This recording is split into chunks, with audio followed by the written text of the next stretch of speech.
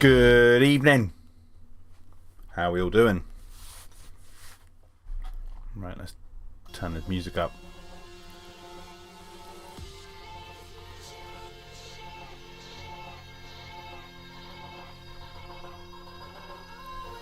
Jack saying, hope I'm not too late.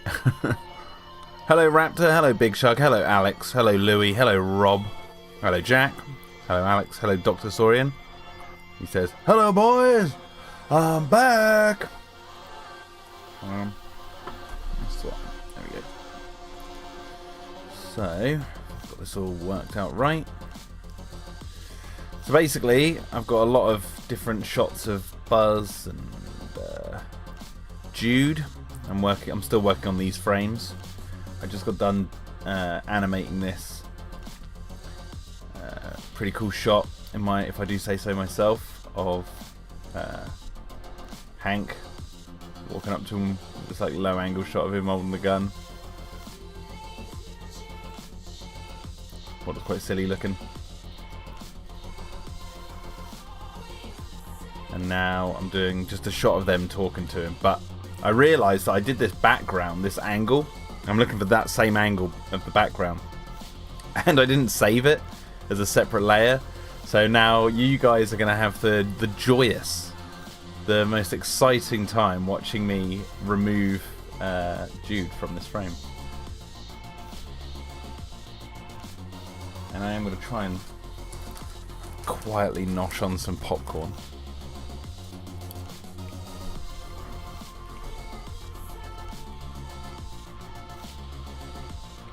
It shouldn't really take too long to do this. Plus I can blur it more because the background's not too important.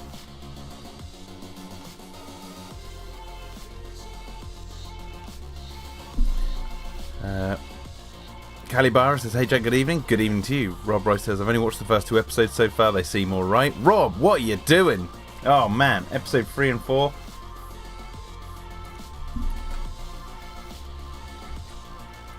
You've missed all the good stuff. Jack says, is it about dinosaurs? No, it's about anti-dinosaurs. This is an anti-dinosaur show.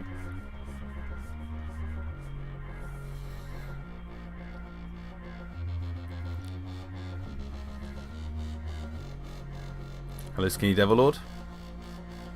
Do they all have names? I think dinosaurs have names. I'm not too sure. I think I heard someone mention they might have names. Like, not silly names, but like scientific names, something like that.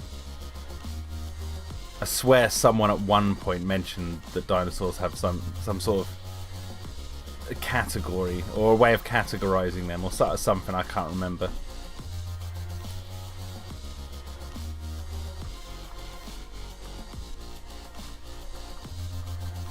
I can't believe I didn't save this background. What a pain in the ass.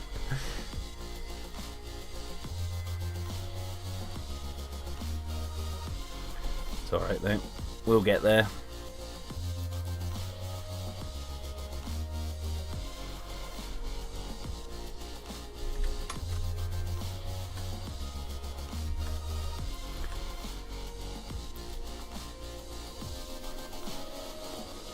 Yeah, Rob, I've done 2 more episodes after episode 2.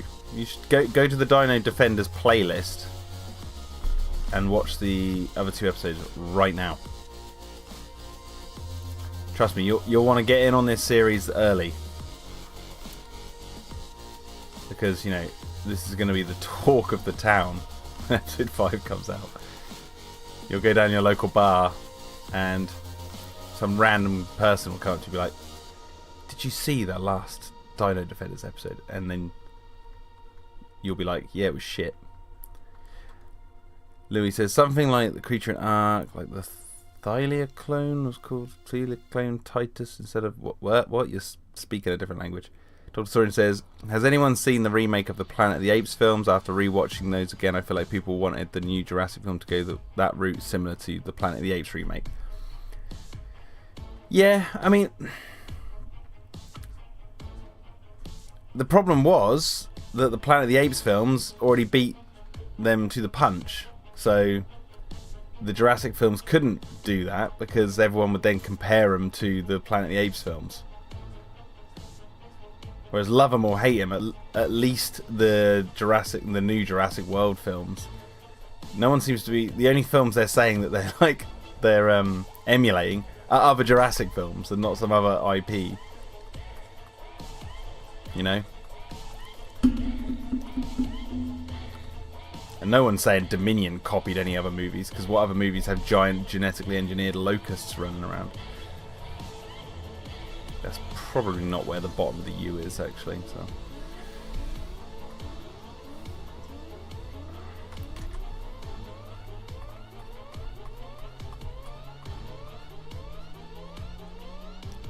The Mummy. Yeah, Jurassic World is just like the Brendan Fraser Mummy movies.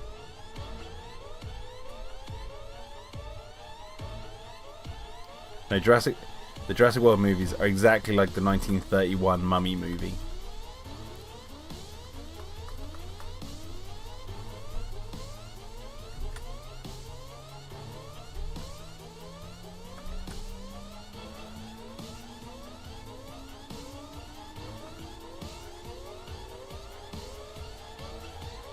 Oh yeah, Jurassic World is just like Curse of the Mummy Baby, yeah.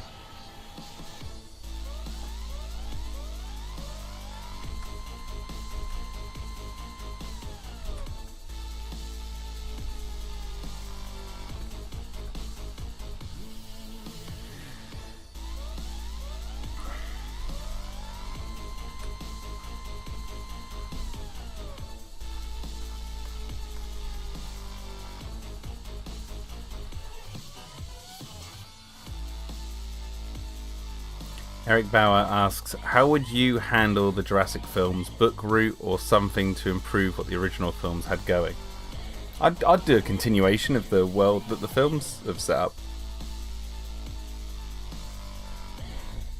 I don't know if I'm in the minority here, but I actually really like what the world is like at the end of Dominion. I think that there's like a real potential to explore some really cool and innovative stories involving dinosaurs and explore new frontiers in the Jurassic franchise. I think, you know, there was a lot of people who complained about Dominion promising that, which, you know, they kind of were with Dino Tracker, you know, what I worked on. You know, dinosaurs are in our world, you know, blah, blah, blah, all that jazz. And then people complained when they watched Dominion that, you know, oh, they just went to another island, which is, I can see that, you know, Biosyn Valley, surrounded by water, just ice water rather than an ocean, and they got trapped on a sort of, well, they got isolated in that place, the characters did, and they had to make an escape. It's like this very similar story to being trapped on an island, except like one could argue that it was on the mainland, and the first half of that 2.5 hour long movie was on the mainland, you know, focusing on Malta and God knows what else. But point is, Dominion didn't really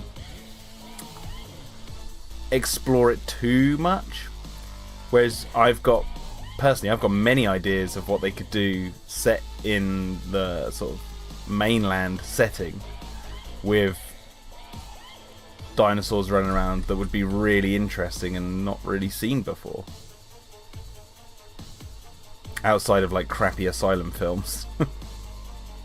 But with the added prestige of the Jurassic brand attached to it, I think there's some really interesting stories they could tell, as long as they were handled with some reverence.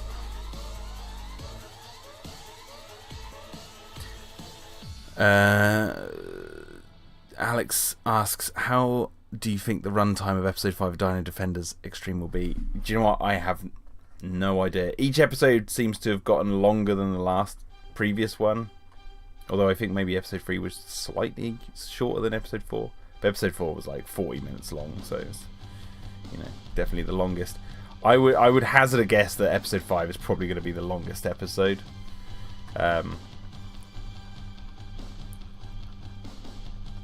But at the moment, I actually couldn't tell you. But the main point is that when all 5 episodes, when the 5th episode's done and complete, I will go back and I will add a few little scenes here or there to add into the main cut, the big film version of Dino Defenders, where I stick it all together and the story is actually finished.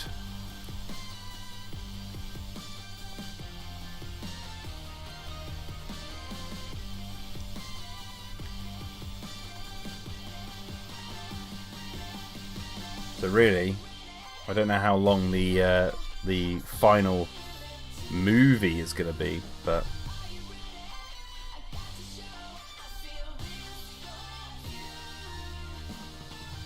people are expecting something like Jurassic City. yeah. Who wants that? I'm not even thinking of that sort of stuff when I say mainland stuff. I wish I could tell you guys about these ideas, but if I ever get the opportunity to make them official somehow, then I'm going to save them for that.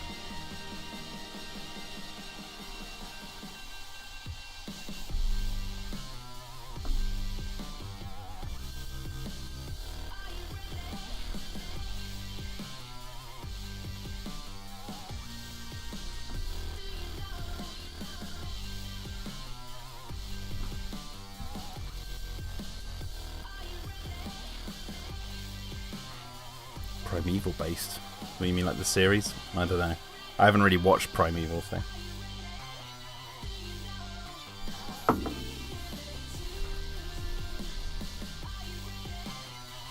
Jack said they should do a crossover of Indiana Jones. You're a madman.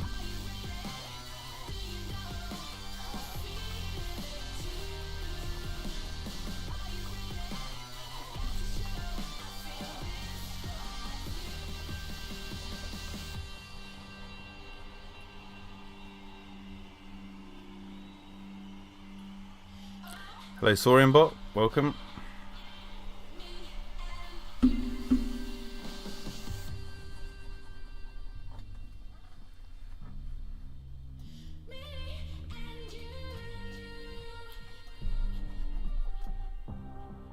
God. I'm really hoping that my stream doesn't go down like it did last time.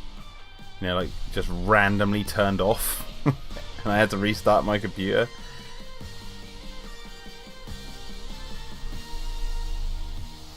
But what was helpful about that was that I just went back, like I didn't save the work I was doing, and then I had to go back to the stream and print screen what I'd done from the stream. But that's one of the good reasons for streaming.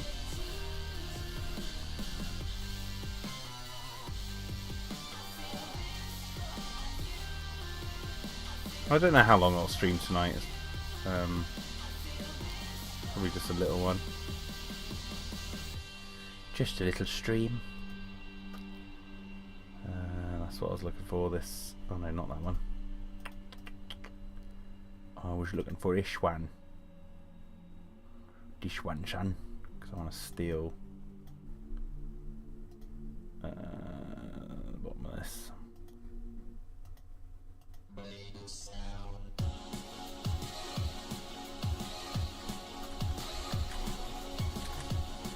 There we go.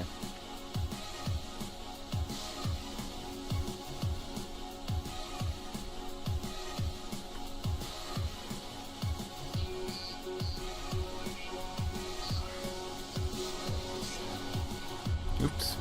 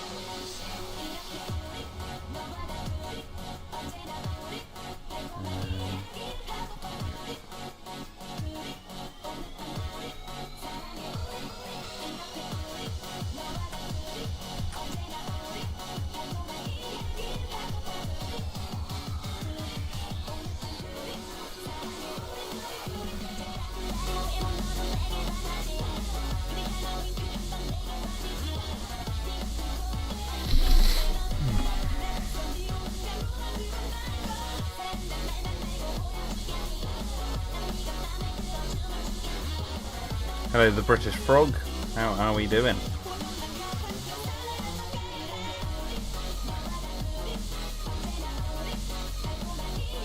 The British Frog. Oh, he's so British. Quintessentially British. A British amphibian through and through.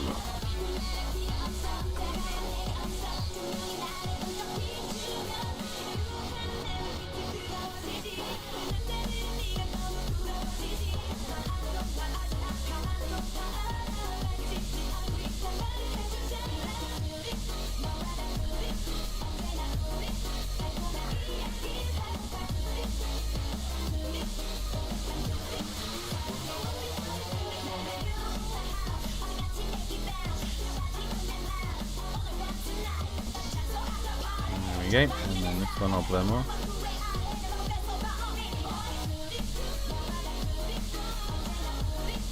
And for those of you that don't know, I finished my 2 fan edits of Jurassic World Dominion, where I split the film into 2.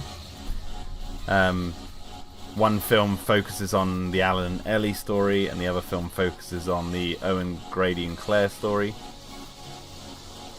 As an experiment, just to see if I could pull 2 films out of one and make them, you know, somewhat competent.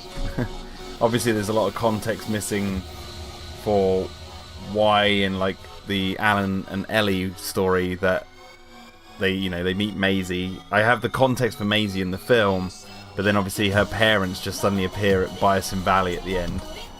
Owen and Claire do, and it's like, well, how the hell did, if you were watching that without the other one, it's like, how did their parents get there? Well, then that's why you'd need to watch part 2. But it actually worked out really well, and I managed to trim some of the, like, what I would consider the cringy jokes out of the movie. And I didn't really have to do that at all for the one with Claire. Oh, maybe one scene. But if anyone wants a copy, or those each copy, message me on Twitter. Give me a DM. I'll send you a copy.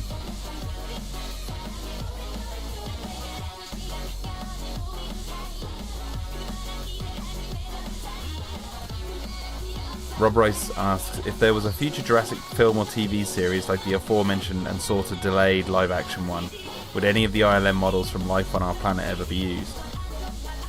I wouldn't have thought so, but who knows?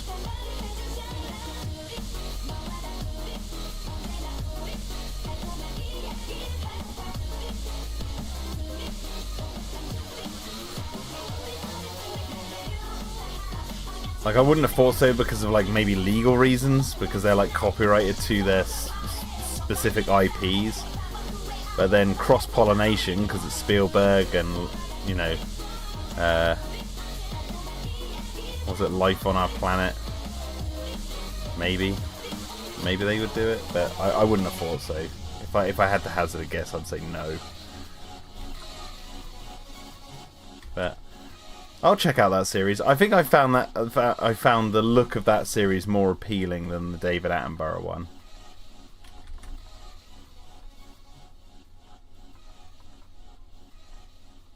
So I'll give it a little watch. I'm not massively into dinosaur documentaries, but I'll give it a little look-see.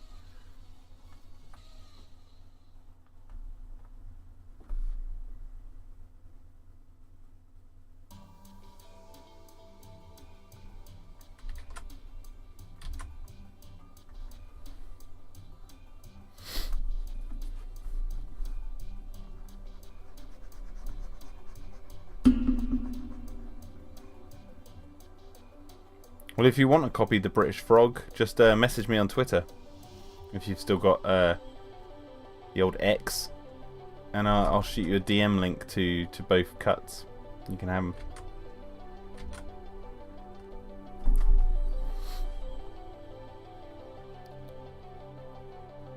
Rob Rice says, or British Frog, message me on Discord if you're on there.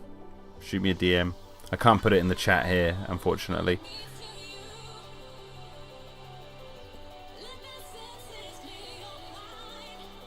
That is true, ILM did use the Apatosaurus in that Ryan Reynolds movie. Would they be my version of the Descent extended cut of Dominion? No, if I was to do that, I would it'd basically be the cut jokes that you see in the fan edit I did, and that'd be it. Just take the extended version, the edits around the stupid jokes that I did, do that, and then that's your extended cut. Right, now I do want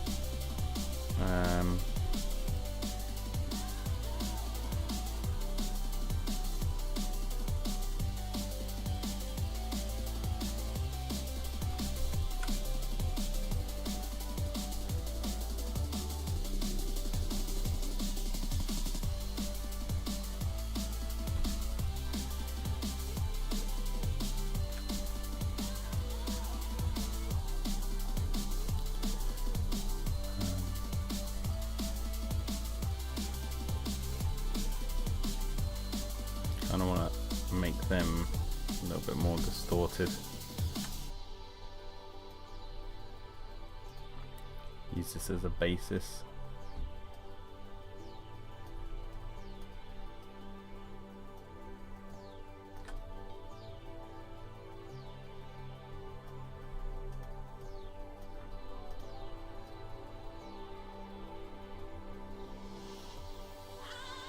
Doesn't matter if it's quite rough because I'll redraw them. Might not be this one I want to use, but a buzz. Yeah, no, I kind of need a forward-facing one.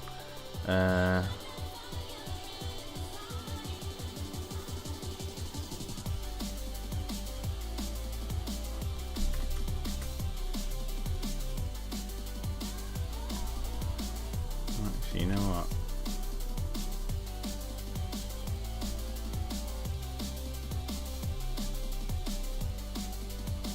Maybe like that is better, actually. If I go to...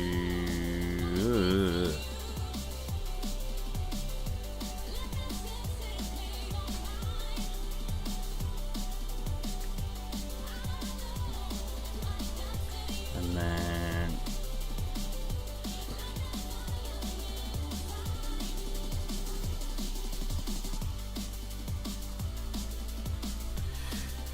yeah, get them looking up like that.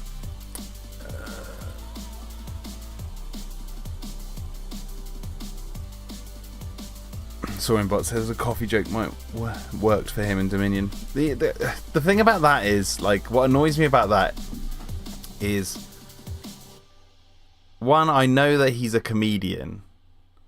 He's a duo comedian with the blonde guy. Makes a joke about there's dinosaurs everywhere. You know, birds are technically dinosaurs. They're actually a comedy duo. So, like, the fact that there's this like cameo by these random comedians, it throws me off a bit. And I don't know, it's just this kind of like, I don't even know what to call it. I don't know, the sort of, there's not a word for it, but it's hard to put into words. Like this coffee culture, and I say that as someone who loves coffee and I drink a lot of it. But I don't know, Starbucks coffee culture, I don't know, it bugged me. Although I get that why they put it in the film in terms of like biasing.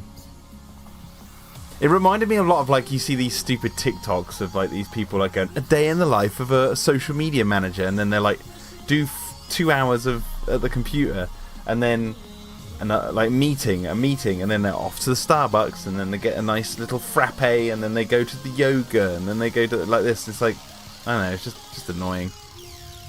Modernism, says Big Shock. Yeah, that kind of thing.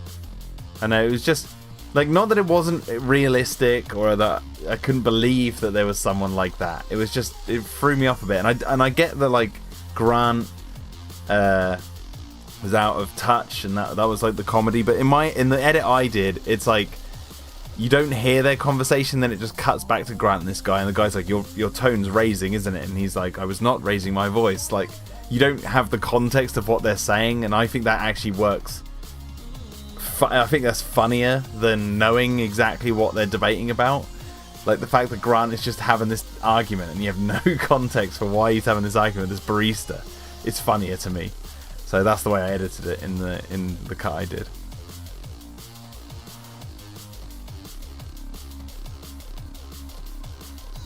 Oh, cheers. The British Frog, I'll get to you after the stream. I'll send you the links to those. Thanks. Hello, Mikey.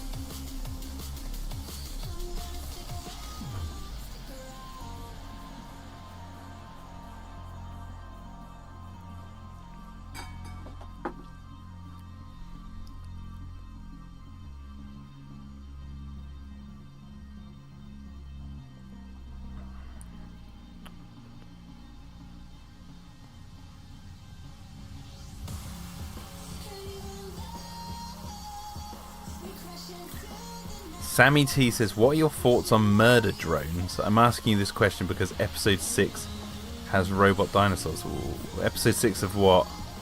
Were you talking about something in the chat? No. What? What are you talking about, Sammy?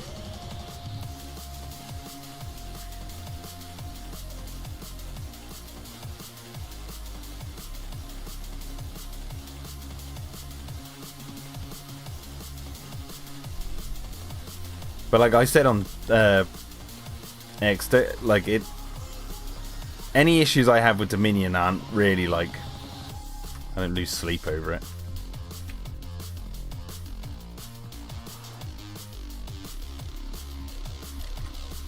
You know what? I'll start with Jude.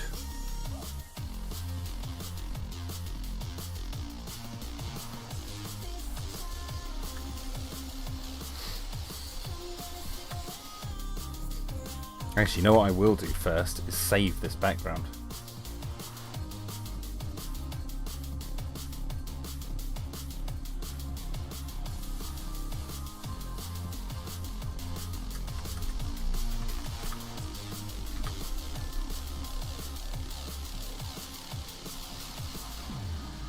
So episode 6 of Murder Drones. I've not watched it, Sammy T. I had no idea what you're talking about, sorry.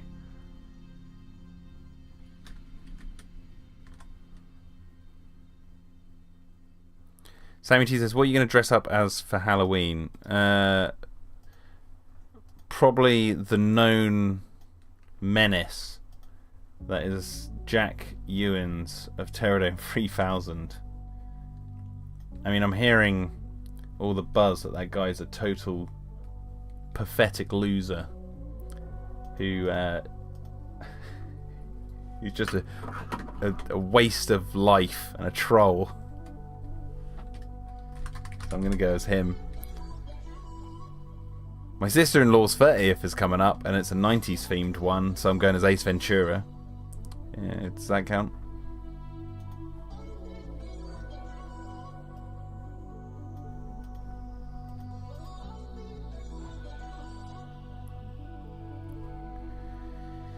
Louis says, do you think a Jaws and Jurassic crossover could work? No, because Nedry is watching Jaws on his screen in Jurassic Park, so it'd be really messed up and weird.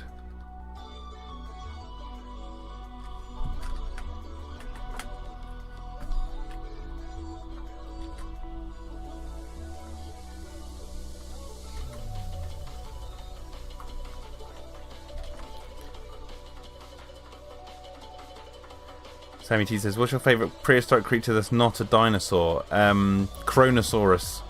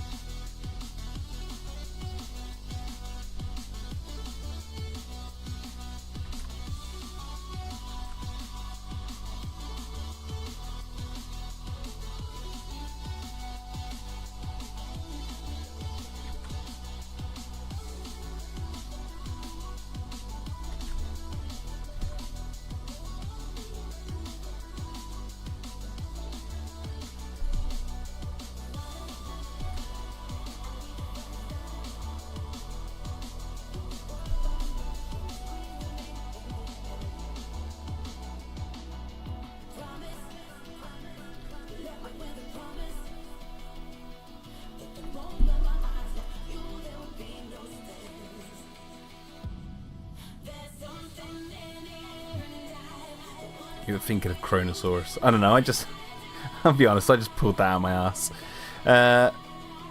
British Frog says, I'm a bit surprised that Universal has not done more with Jaws. You know what? I am surprised that they haven't like done a reboot of Jaws. Not like a reboot as in remaking the first film, but as in like create a sequel that is, you don't need to watch Jaws 2, 3 and 4. It's just like a Jaws movie that they could, you know, just say is linked to the first film but has new characters and all that. I'm surprised they haven't done that.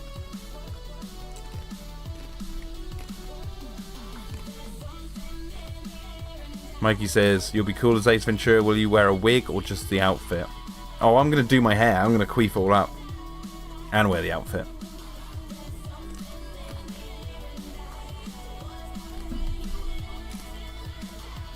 Jack says the Meg is out next week, isn't it? That's been out for ages. I went and saw it.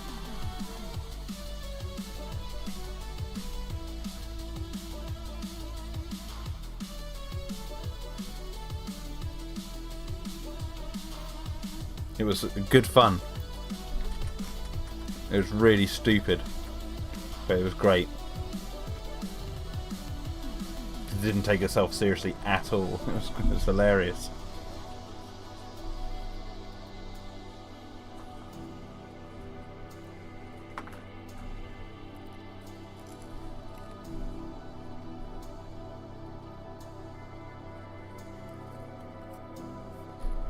Actually, you know what? I'm thinking, should Jude be like kneeling?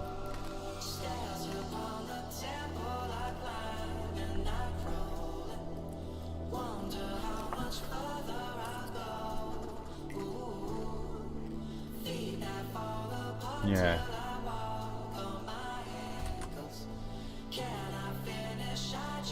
I'm just gonna see if I can make up.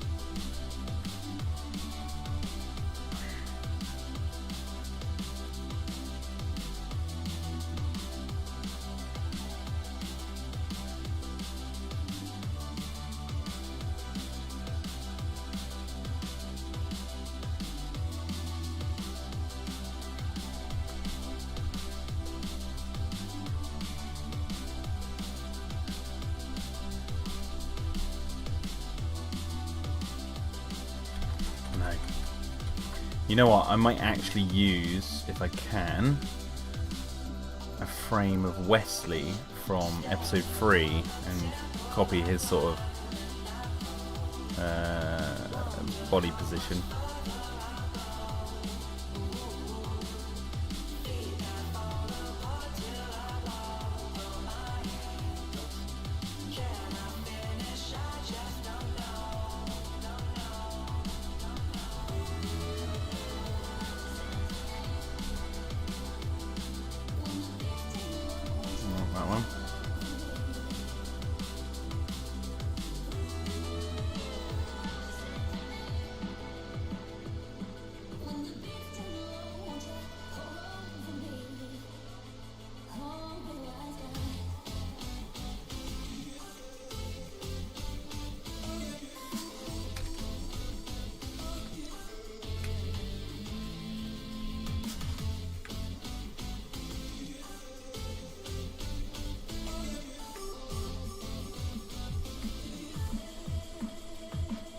Maybe something like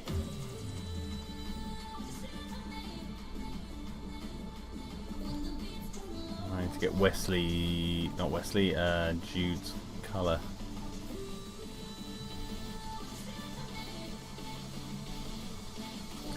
So we get characters, and we want this one. Sammy T asks, what are your thoughts on the Meg 2 The Trench? I did a whole video on that. So you should go watch that, and I give my thoughts there. But in a nutshell, it was a lot of fun. I had a lot of fun with it. It was dumb fun. It's very hard to nitpick a movie like that because it's like it knows what it's doing. It's not trying to do anything more than what it's doing. And it was just silly fun. And if you can't have fun with it, then you're dead inside. Is my official position on that.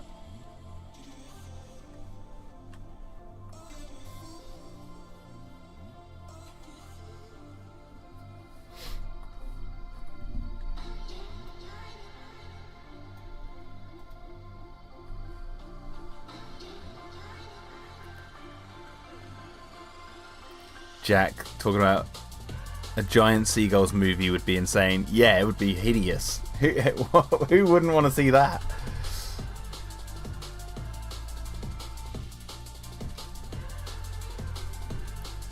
I'm just going to try and position...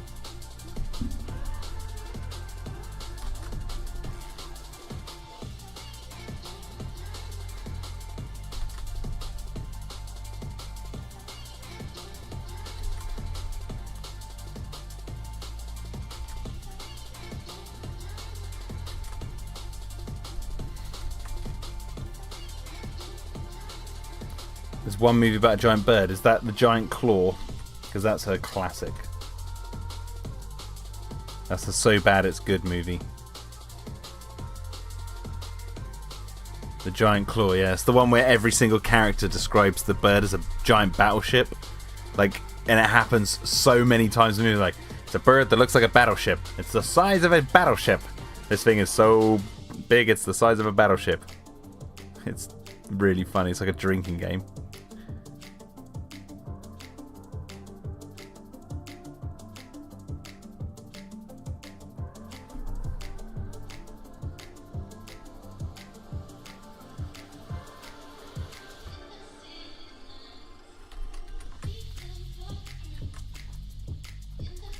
Get my hand proportions right.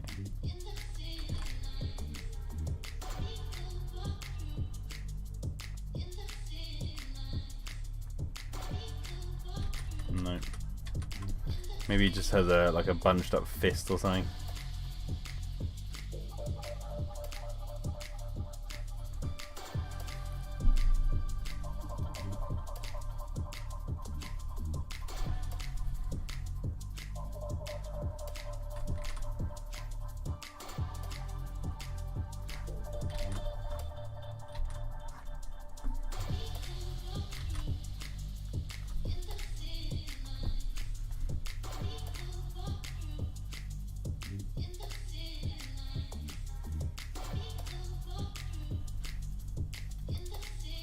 Gonna save this as Buzz Jude side edit 2. I don't know.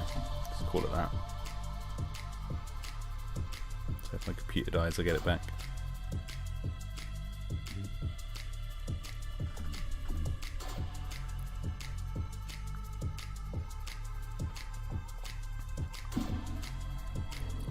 What is the giant bird? Checking out computer watch. What are you saying, Mikey? I don't get the emoji use.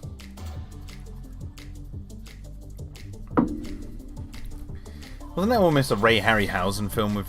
Well, there is a Ray Harryhausen film with a giant bird in it, but it's like a blink and you'll miss it scene. Well, they hatch one, don't they, from an egg? There's the terror birds in 10,000 BC, I remember that. He's got a tiny little hand. I'm going to redo the hand. There's something about it. I need to redo it. Don't look right, boy. Just checking out the claw, not seen it. Oh, it's hilarious. It's weird, it's called The Giant Claw, but I don't know if they've changed the title, but... Oh, it's an amazing movie. So bad it's good.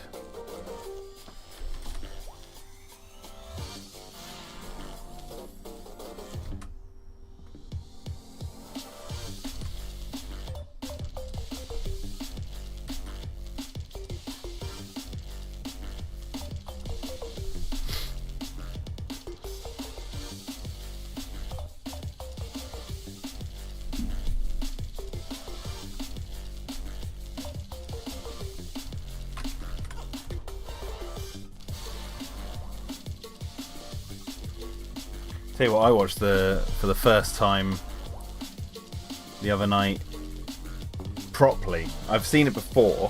Why is it so dark in here? I just saw it on stream because I know I need to look at the camera. It should be light. Let's try that. I'd seen it before, but in parts, and I wasn't really concentrating. But this time I sat down and properly watched it from beginning to end. Was Starship Troopers 2, Hero of the Federation. Now, it does not feel like a movie. It feels like it was made for straight-to-video. Directed by Phil Tippett of Jurassic Park fame. And didn't feel like a movie. It felt like a TV film. Like they'd made a film for TV based on Starship Troopers.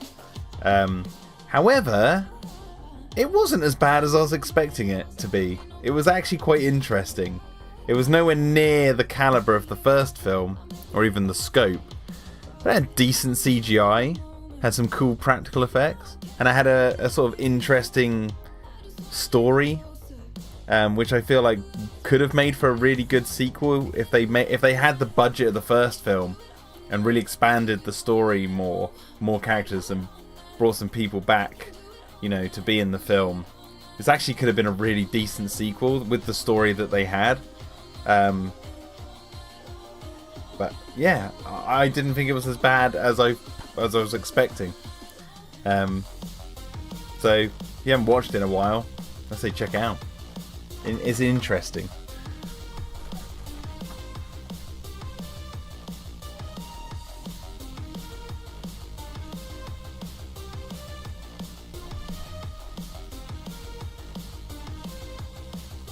I've seen Starship Troopers 3, Big Shark. I have seen it. That one's nuts. It's got Casper Van Dien in it again, hasn't it? It's for those stupid mech suits. Yeah, I prefer 2 to 3, even though 3 is like really stupid. But yeah,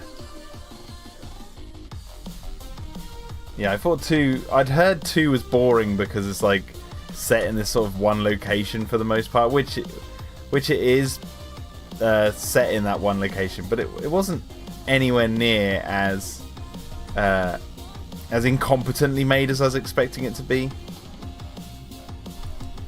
and I think it needs a little bit more love than it otherwise got. Although there was one part where they revealed like that the bugs the bugs hate individualism. They love collectivism, and they think we're inferior because we let like our species have individuals in them, and we're not like bugs or ants, which I thought was quite funny.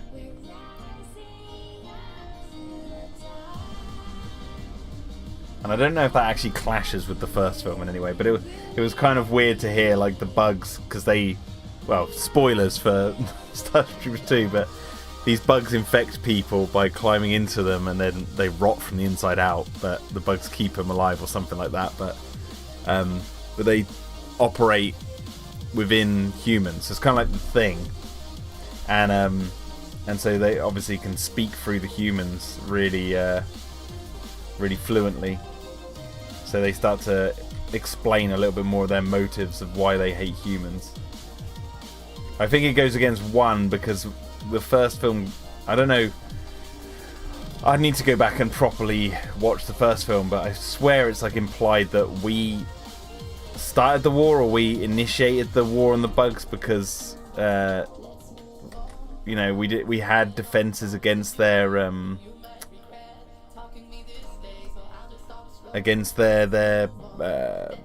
what's the word I'm looking for? Comets, bug asteroids, as they call them.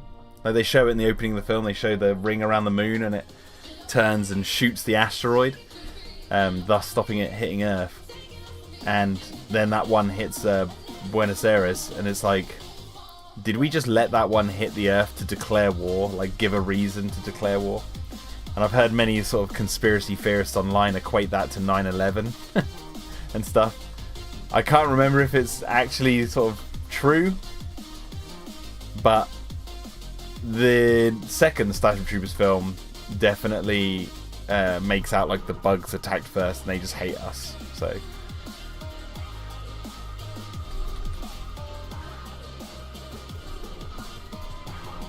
you know what, actually,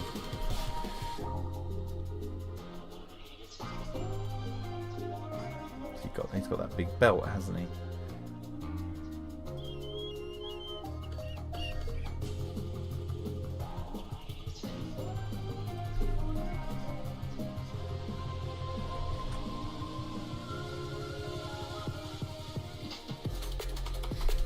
Actually, I'm going to give him a little bit of a dad bod. Give him a little bit of a gut.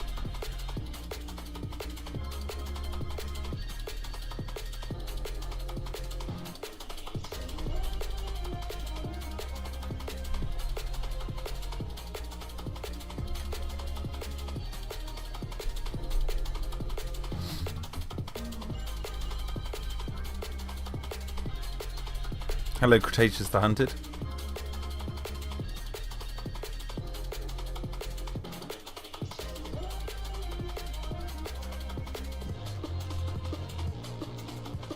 Sammy asks, do you think Jaws 5 could happen? If it does, I want it to be an entire reboot of the series and have 5 movies.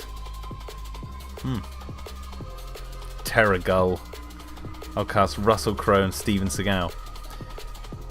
Jack, scratch Steven Seagal's name out and put Nicolas Cage. Russell Crowe and Nicolas Cage fighting giant seagulls. Who would not want to watch that movie?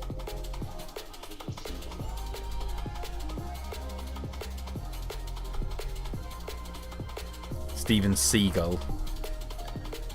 Alright, he's like his own thing. He's not even Steven Seagal, he's just Steven Seagal.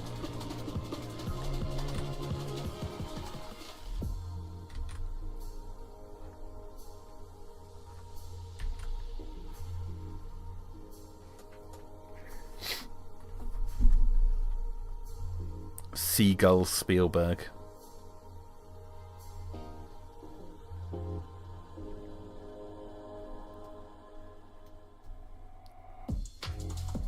I reckon Universal would make an absolute killing at the box office if they made Jaws 5. But not like, they wouldn't call it Jaws 5, would they?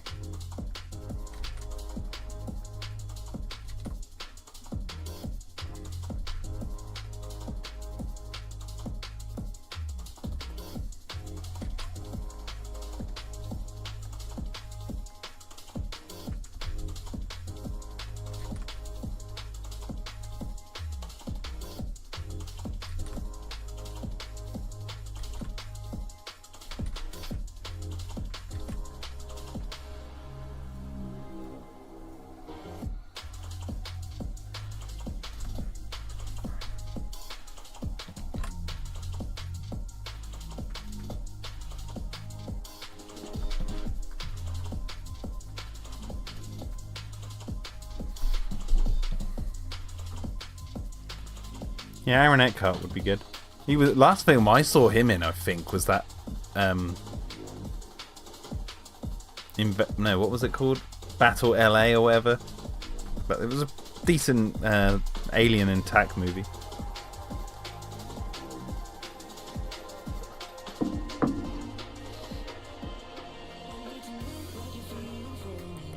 Cretaceous the Hunter says, favourite raptor in the Jurassic Park films, minus the big one from Jurassic Park 1. Delta. Big Chuck says you forgot Sully, Jack.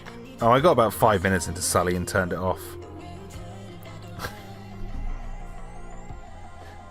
I was one of those people. It's like, if I can't see that plane, if I can't see the actual event of the plane landing in the water,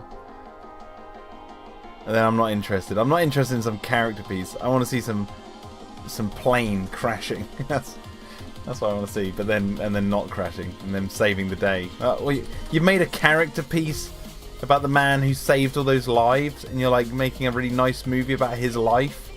I don't want that.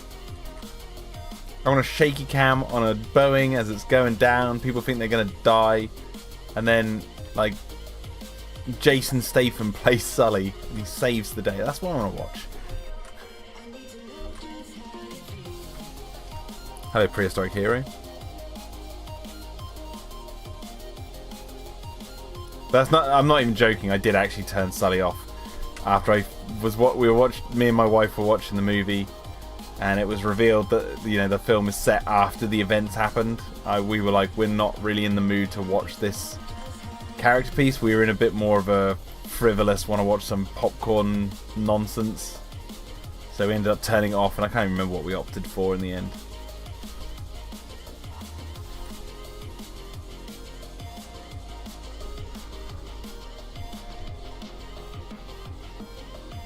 I do want to watch plane crash compilations.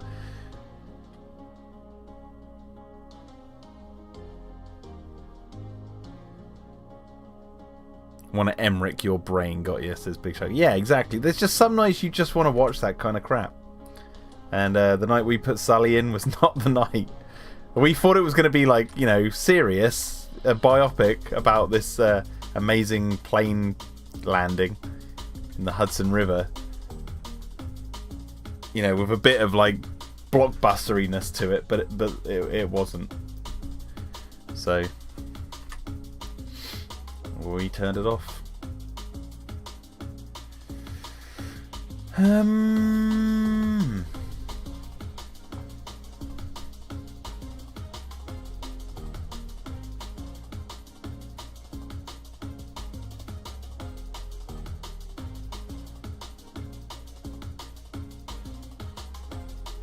I'm okay with dinosaurs attacking cities. We say that because Prehistoric Hero says... Oh no, wait. Cretaceous the Hunted asks, if they make a Jurassic World 4, it should centre around dinosaurs attacking cities. The Tyrannosaur just focus on aquatic creatures. And then... where was it? Saurian Bot put, I don't really want dinosaurs attacking cities. Feels too overdone. I've always said... when it comes to anything Jurassic related and what I want to see in those movies, context is always key. And so I don't mind the idea of seeing dinosaurs attacking in a city. It just depends on how it's handled and what the context around it is.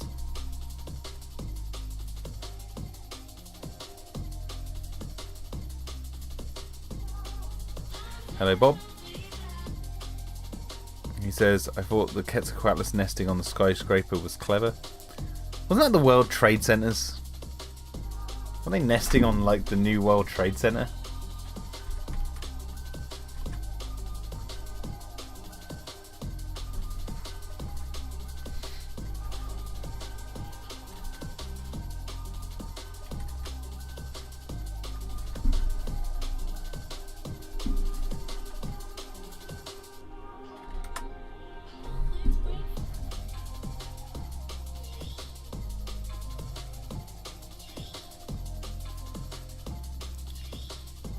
Yeah, I didn't mind it. The idea, like seeing the Quetzalcoatlus nesting on a skyscraper.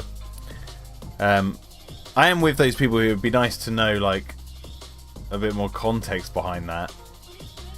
If I was making the movie, I would have opted to change the Quetzalcoatlus to perhaps like the Lost World Pteranodons, and then keep the Quetzalcoatlus as like a unique creature that's at Biosyn Valley.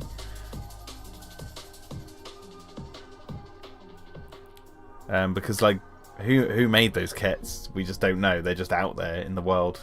There's two of them nesting. I mean, I guess one could maybe suggest that they are Biosyn clones, and maybe Biosyn released them on purpose because they've got the Kets at the sanctuary. But then, were the Quetzalcoatluses tranked and sent to the sanctuary? I mean, I guess yes to all of it. There's no right or wrong answer. It doesn't really matter to the plot, but that you're watching in Dominion, whether you know the answers to that or not. But at the same time, us nerds, that's what we want to know, man. Who made those kits? Who made the Quets and why are they on their World Trade Center?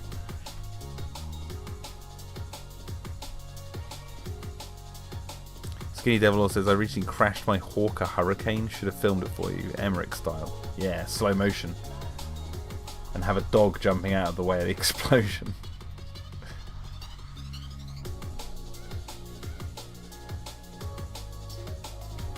You know what, I might actually put Buzz.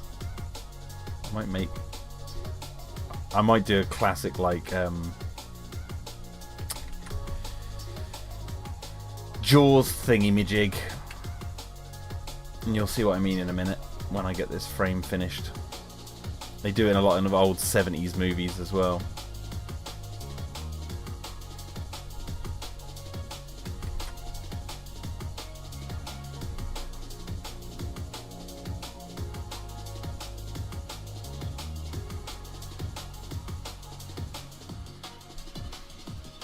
Right, so let's move that out of the way.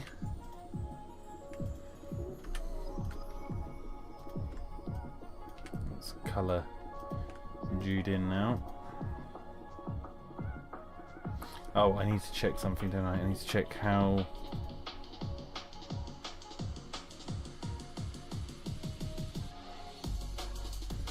beat up is Jude.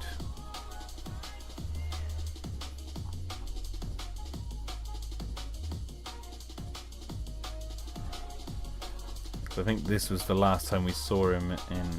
yeah, okay. Alright, that's easy.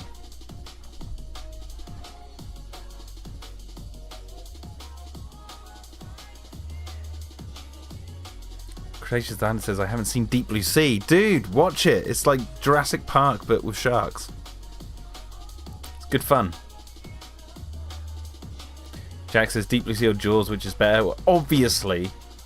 it's Jaws. But Deep Blue Sea is probably the best, second best shark movie out there. In terms of entertainment value, at least.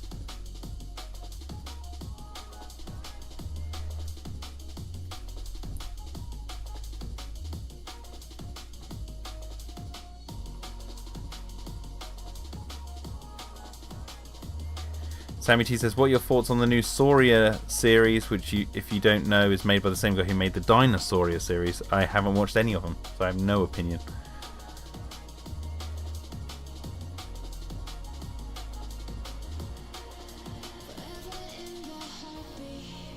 I like that idea, Prehistoric Hero. Says, well, if Jurassic World wanted to make something new, they could get a Biosyn Triceratops as the main dinosaur villain, since they've known to kill T-Rexes, and it would avoid the mean carnivore cliche. Yeah, we could just create the mean herbivore cliche instead.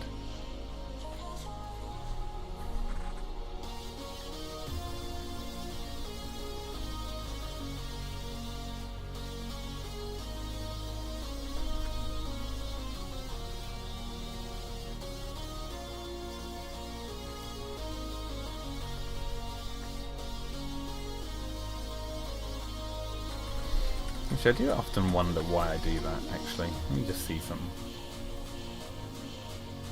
That's because, I don't know why, if you notice, look, when I fill in this, there's these little white lines around all these edges. I wonder if I can change that. Nope. That's worse.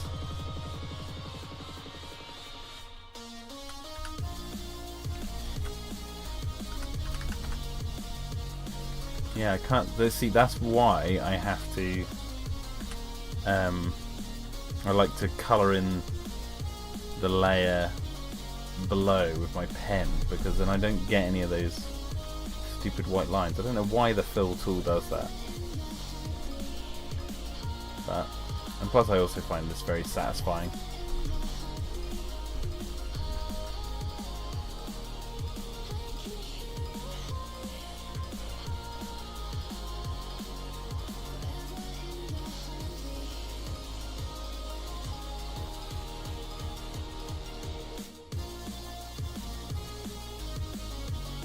Yes, I do like the shadows, Cretaceous, the shallows, Cretaceous the Hunted. But the Deep Blue Sea is more entertaining. I got more out of Deep Blue Sea. And plus, no, you know, if you don't like Deep Blue Sea, then you're not the deepest, bluest, and your head is not like a shark's fin.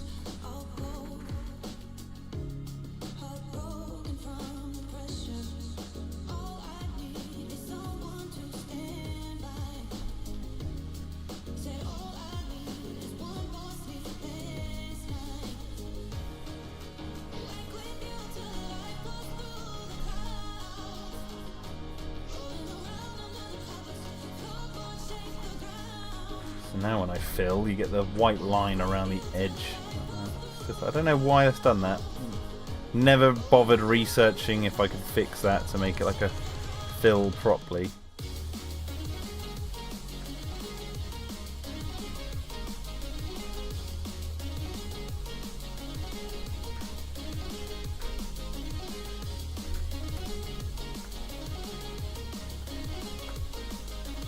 Oops.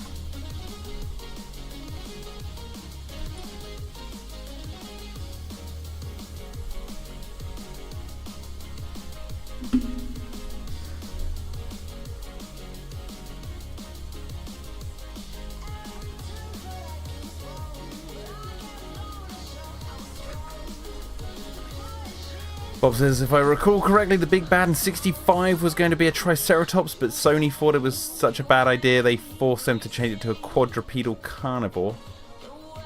I mean, to me, that's a win-win scenario for me, because one, I like the idea of a killer Triceratops, you know, because it's different, we haven't seen it before.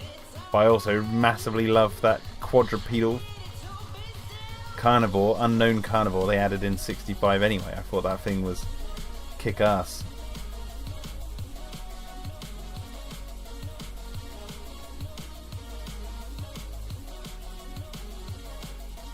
Yeah, it would have been cool to see a crazed Triceratops.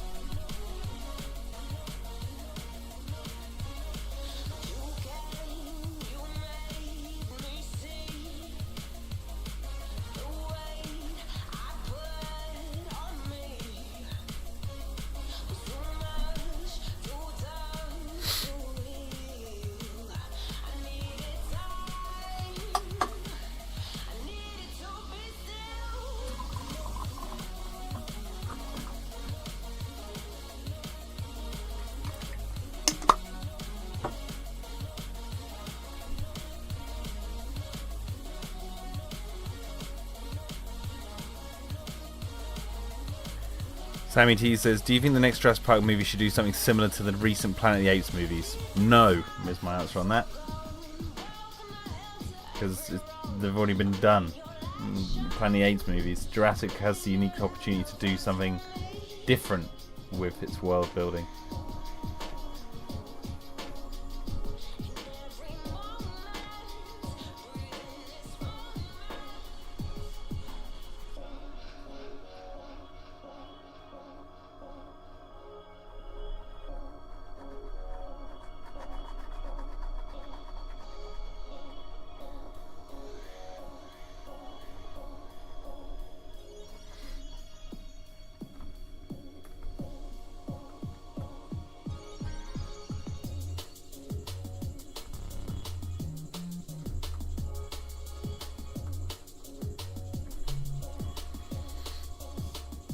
Yeah, Therizinosaurus was a herbivore.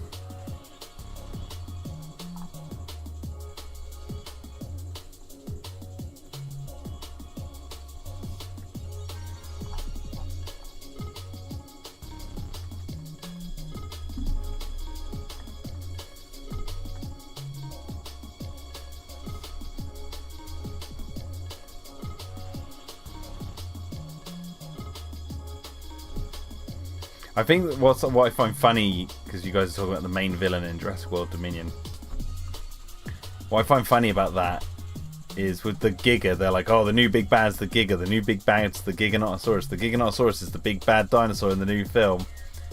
And while that is true, I like that we didn't... there is a part of me, although I would like to have seen it eat someone on screen, there is that part of me that kind of likes that we didn't see that, because it's like... they show it just being basically an animal, and then... I think the only thing it kills on screen are the T-Rex in the prehistoric times. You know, that species, Giganotosaurus, kills a T-Rex, and a flaming locust. And there is that part of me that kind of laughs at the idea of, like, people ask these things to, you know, act like animals and be more realistic and not be so monstrous and all that sort of stuff. And so there's this film comes along with this monstrous looking Giganotosaurus that then just acts like a really placid, slow moving, you know, it does try to eat the main cast, but it doesn't succeed. And it sort of lumbers off and then gets into a fight with a T-Rex and then gets impaled on these spikes. And it's like the big bad was like just some dumb animal that got killed. I thought that was quite funny. Quite a mix-up.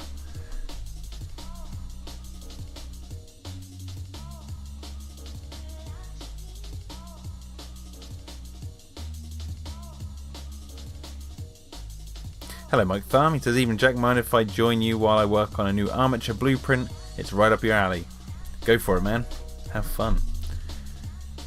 Legendary says, I always wonder if they make a dinosaur-human hybrid, what would they call it? Dino Man, Manosaurus, Lizard Man? How about Dromaeosapien? Basically a Dromaeosaur and Homo sapien mixed together. And then Bob says, Universal tried human dinosaur hybrids on multiple occasions at Orlando Universal and JP4. Yes, they even get name dropped in one of the Jurassic Adventure books. There's a journalist who asks Grant during a press conference, you know, have you heard anything about these rumors about human dinosaur hybrids? And he sort of scoffs at it like, oof, but doesn't answer it. And that was obviously to tie in to their evolution nights, because those books were released at the theme parks. That's what a lot of people don't really know that. I think the first one, Survivor, wasn't. I think that was like released in like bookshops and stuff, and I think you could get the other books in bookshops, but they were predominantly there to be advertised at the parks. And so when they had their Project Evolution, and they had the whole Dr. Burton and the human dinosaur hybrids at their Halloween Horror Nights thing. Yeah, the books were tying into that. I've always said that I'm not actually against the idea of human dinosaur hybrids appearing in the films or in some sort of spin-off or whatever. But it's all, again, it's context is key. It's how it's handled. How I would handle it, just to cover that subject in Jurassic, so we don't ever have to touch it again. I would have a scene where like someone is exploring like this, maybe this abandoned laboratory, and they pull up this gurney, and there's like a sheet over it, and you can't really see what's under the sheet, but it looks manky and covered in blood and all that sort of stuff. And they pull up a clipboard and they're reading the notes. And it says here, an experiment to blend, after the success of the, blending of two different dinosaur species to create things like the Indominus Rex, and that going public, some scientists tried to create human dinosaur hybrids, but to no avail. Like the DNA just could not take, so all their test subjects were dead before they never lived. Like they could never get past. They could grow them as fetuses and embryos, but they didn't live. Like they just kept dying, and so there's this like corpse of one under this like gurney. Like, and you don't really ever see it. Maybe you just see like a malformed hand or something sticking out from under the sheet. I think that's the best way you could cover that subject in a movie without it coming across as too hokey, but like I said, while simultaneously covering the subject of like human dinosaur hybrids within the canon of Jurassic. That's how I would handle it.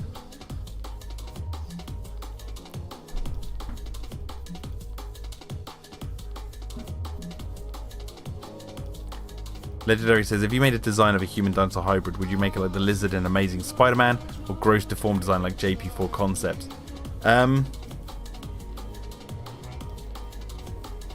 I would literally make it like some sort of weird malformed fetus. Like it never got past a certain stage. Like it didn't ever come out fully grown or anything like that. It's like they couldn't crack getting it past the the embryotic stage.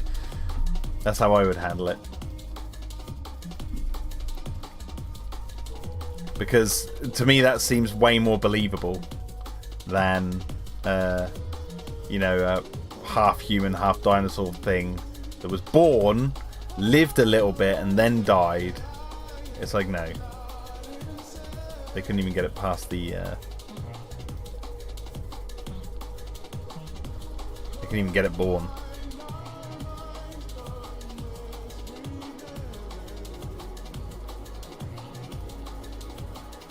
Jack said it would always just be a rehash of the clone room scene from Alien Resurrection, though. No, but that's what I'm saying. In Alien Resurrection, they find one alive, don't they? And obviously Ripley 8 is alive, and she's a hybrid between the aliens and humans. So they succeeded. I'm saying you do the opposite.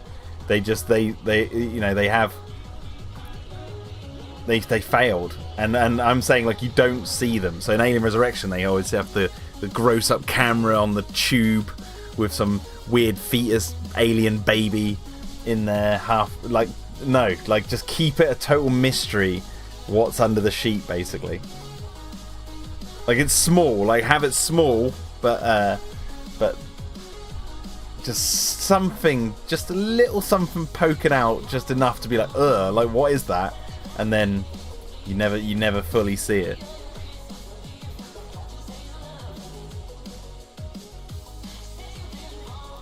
Bob says, what would fit best in the current Jurassic canon? Human dinosaur hybrids or the hybrids from Chaos Effect? I would argue if it's the human dinosaur hybrid scene I've just pitched, it'd be that. But then that's the story I'm pitching wouldn't be about that. That would just be like maybe a little side thing just to address it. But so I'd have to maybe go the Chaos Effect dinosaurs hybrids, but they're too wacky, I think, for the movies. Unless it was like a spin-off animated series, you know, then anything's possible, you know. I mean, look at Cramptatious. Look at what did we call it? Clotted cream. Look at clotted cream. That does all sorts of shit.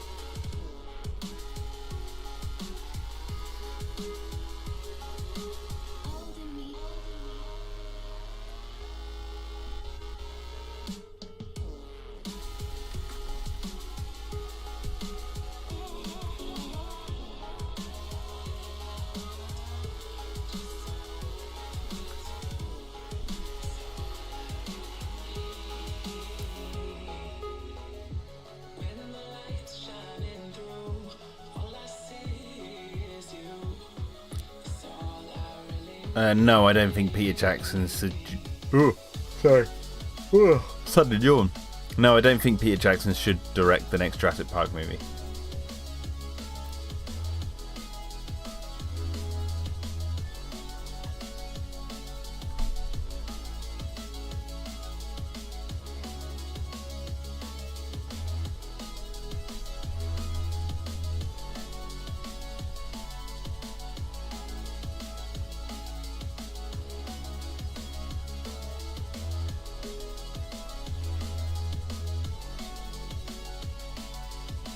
Not because I don't like Peter Jackson, far from it, but because I don't think his style of filmmaking actually fits the Jurassic feeling.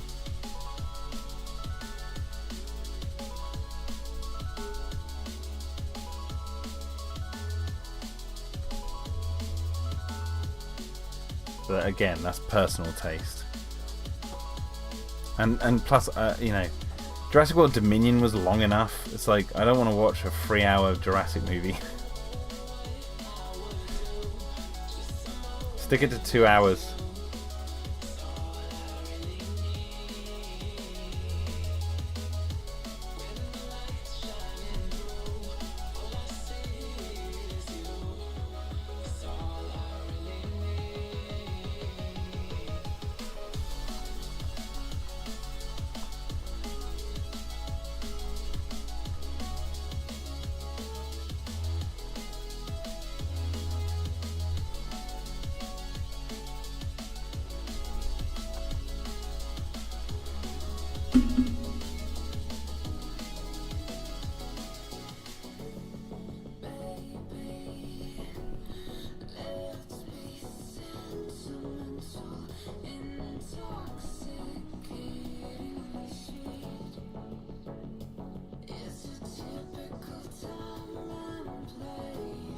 Legendary says, do you think Jurassic Park 3 would be better if it was 2 hours instead of 90 minutes? Of course.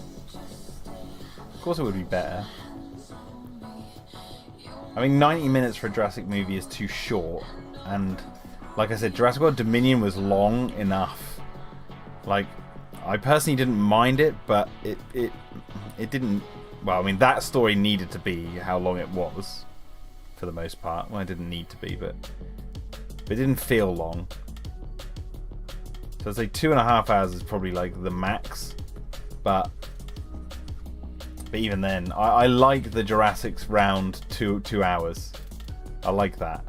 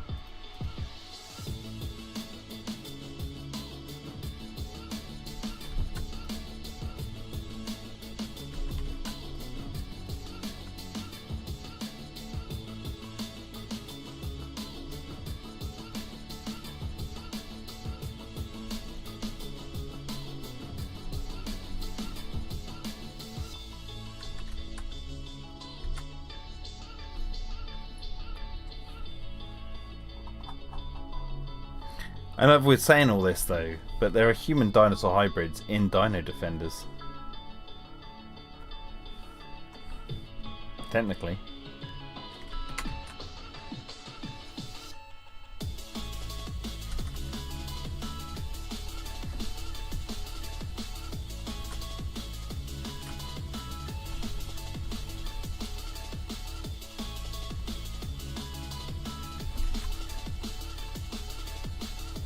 If you want to know what I would do with a story involving human dinosaur hybrids, you're literally watching me right now make a frame for that very story.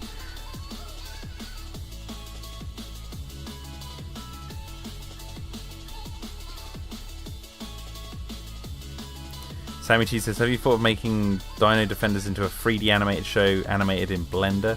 Yes, I have actually, but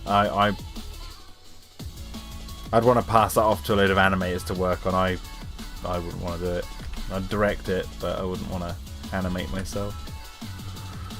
Whew. Right.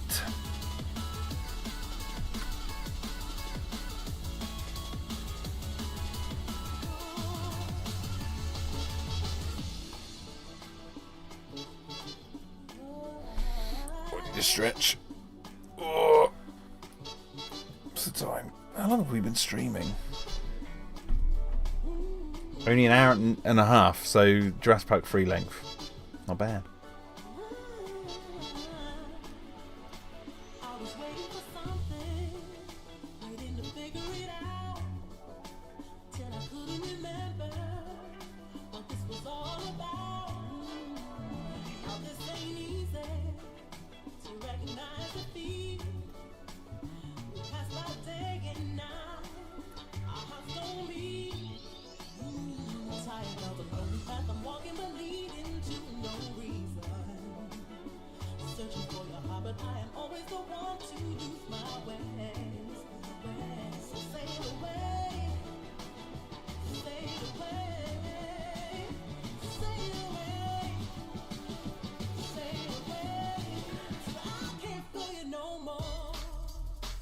Oh yeah, Jack says now to accidentally click delete all. Let me save what I'm doing.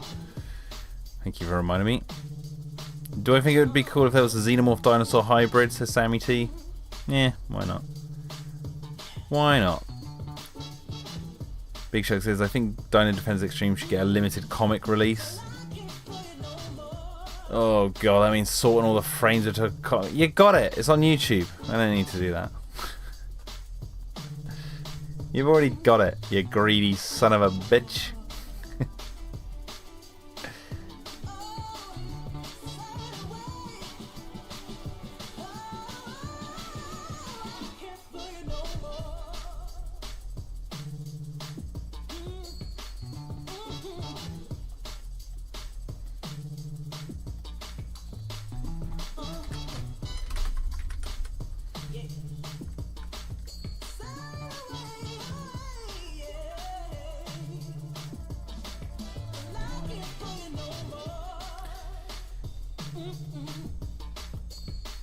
Who knows where Dino Defenders Extreme is going to go in the future? Who knows?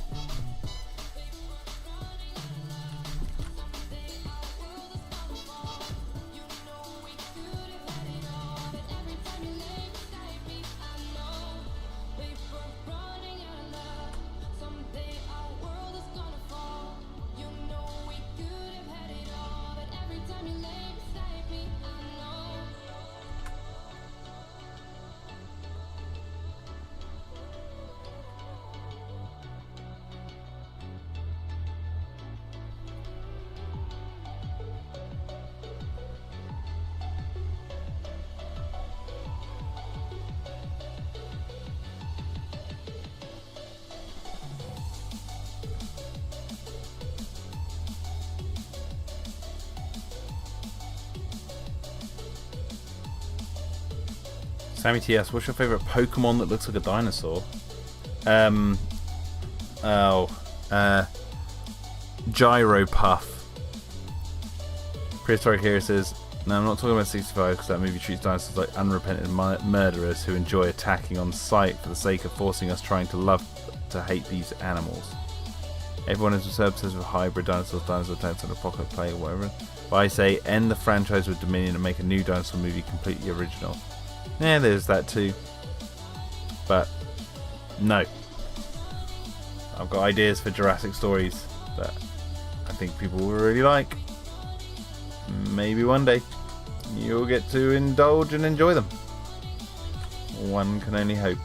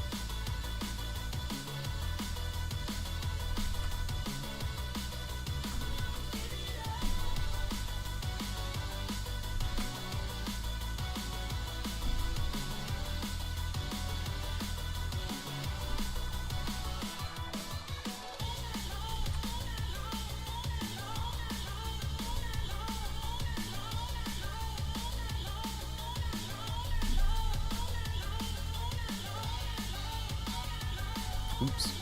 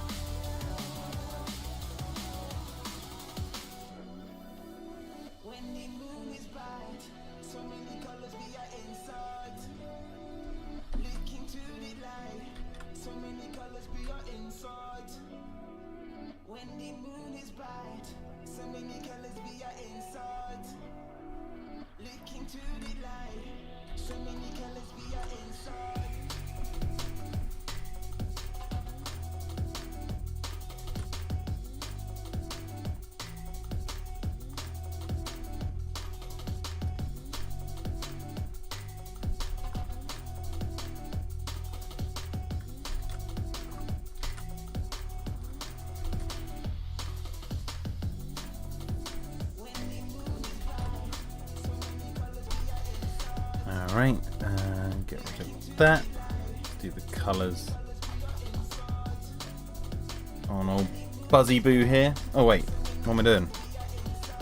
Oh, he hadn't finished doing his lines. I was getting too ahead of myself.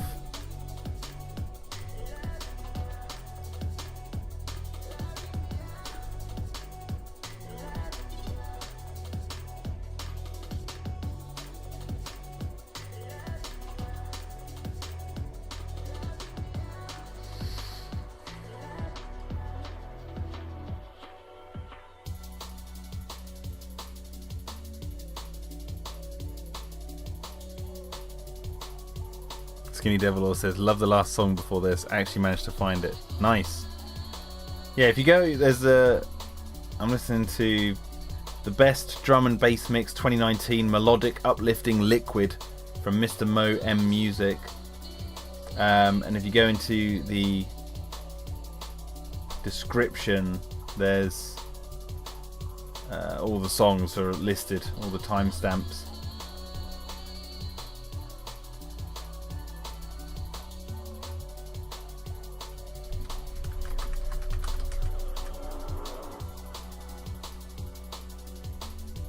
There's a comment under it from me, says I haven't stopped listening to this for 2 months and now I've just posted a reply to that thing saying 10 months.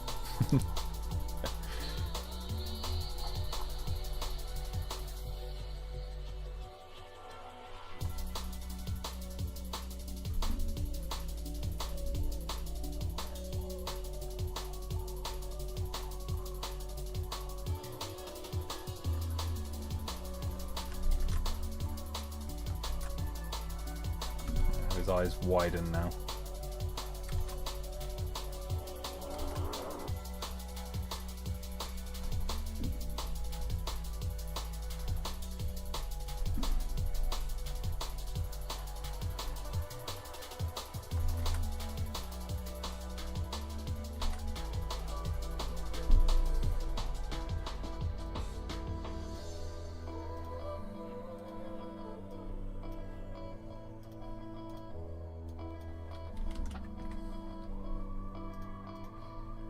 What?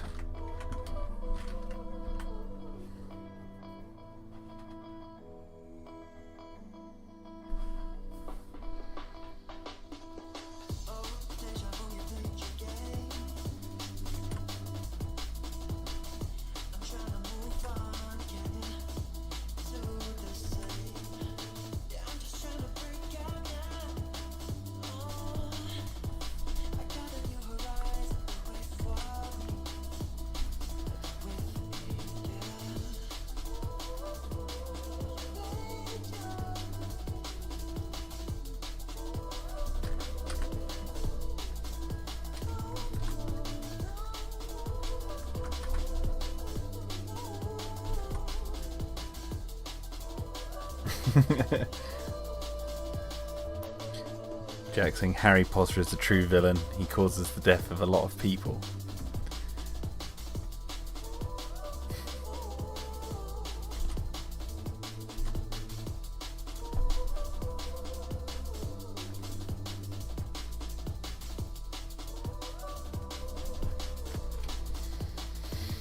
Alright. Let's do the colour. Save it first.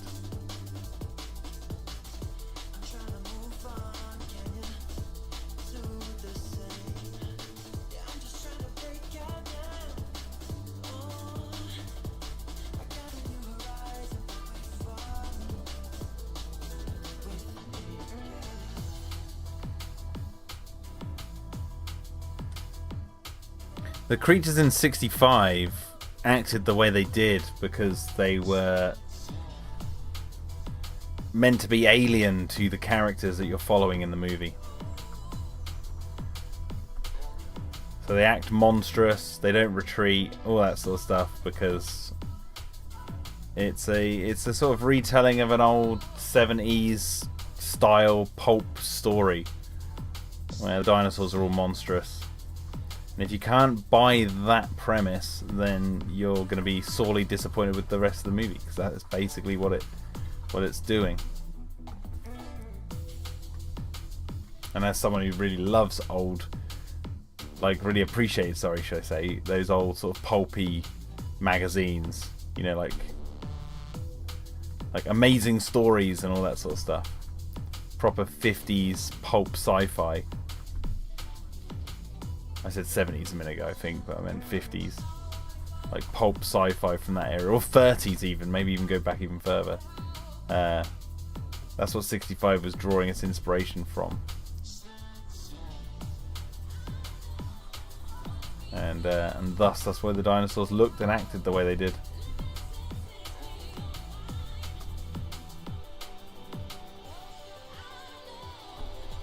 Prehistoric Hero says, I don't care about pulp fiction, I only care about storytelling. What are you talking about? That is storytelling. It's a type of storytelling. Storytelling in 65 was about a father grieving the loss of his daughter and learning to save the life of this estranged, or this girl that he felt an honour and a duty to protect, to find some closure for for not being there for his own daughter. It's a beautiful story. Lovely story. Sad. Simple, but to the point. Why anyone finds fault in that, I don't know. That's the story. The story wasn't about the dinosaurs. Dinosaurs were just an obstacle.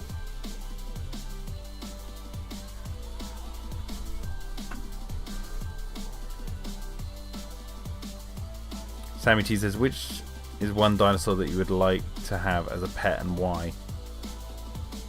I wouldn't have any dinosaur as a pet. I like my fingers.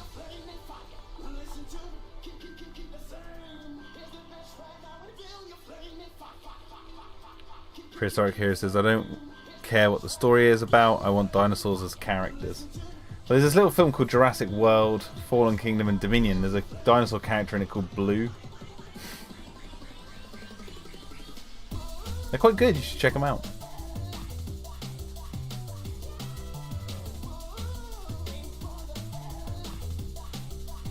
There's also one called Theodore Rex. If you really want a dinosaur as a character, Theodore Rex, can't go wrong with that one.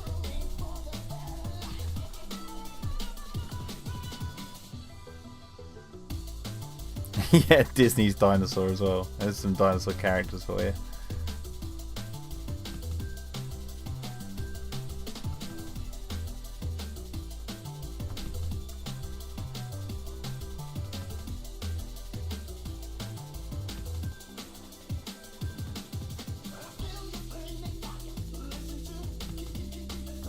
How about Land Before Time?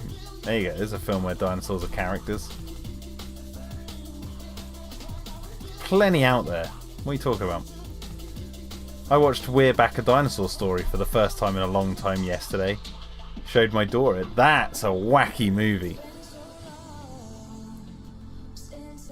Which I get the sense that Spielberg, because he produced that movie, it came out in 1993, the same year as Jurassic Park.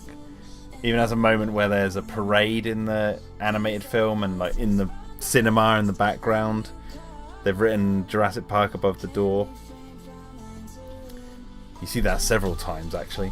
I get the sense that Spielberg was like, look, my dinosaur movie might be intense for kids, like really small kids, so toddlers or whatever. So, and if parents want to go to the cinema and see a dinosaur film, but they don't want to scare the living crap out of their kids, then I'll put into the work, because he produced the film, get the ball rolling on an animated film that can be for all ages, to come out at the same time or the same year maybe, and thus We're Back, A Dinosaur Story was greenlit. That's my prediction. I haven't looked up anything to do with the production, but I wouldn't be surprised if that was part of the mindset behind the film. I mean, that's how it comes across.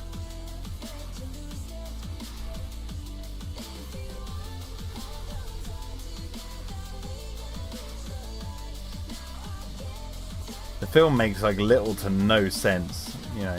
it's got like talking dinosaurs, aliens, time travel, the crazy circus,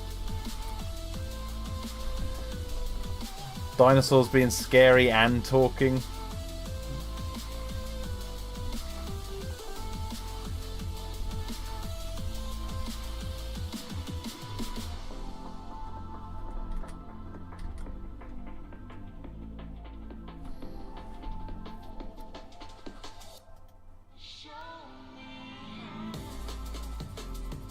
Prehistoric here says, I hate humans. Well, you love them really, don't lie.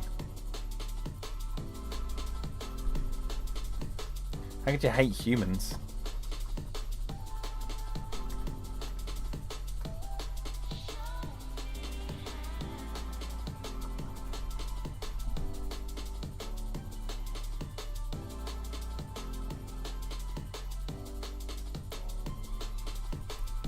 I have no idea what Michael Crichton would say about the recent Jurassic Park movies. I think he would... I don't know what he would actually say, but if I had to hazard a guess, it would be that he likes them for the most part. He might say that they were a little bit more action orientated, but the man wasn't against action. I think he would like the more wacky ideas that the films put across, because like he wrote a script of Jurassic Park where, you know, Grant and the characters are all walking across this path and there's all these like vines in the way, and Grant observes these people burning these vines with flamethrowers and they like instantly grow back across the path. Like he wasn't afraid to put like really wacky ideas out there when it came to Jurassic. So I think when he watched these newer films, he'd be kind of a bit more lenient than people might think. And he likes action. A lot of his books have a lot of action in them, swashbuckling action too. So I think he'd get a kick out of things like the Malta sequence and the ideas of the locusts in Dominion. I think he might want to push it a little bit further when it came to the hybrids. I reckon he might say that they didn't do enough. But yeah, we'll never know. Yeah, and Jack says he'd say, money. Yeah, that is true.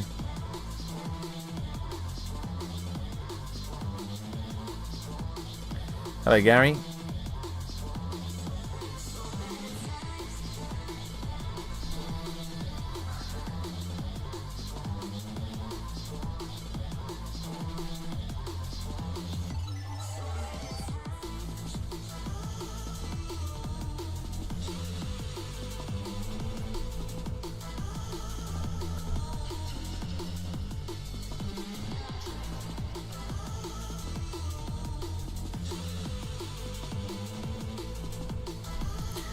Caleb says making a Dinosaur Island animated movie similar to Jurassic Park and World would be great. Well, thank you. I mean, I'm working on one right now.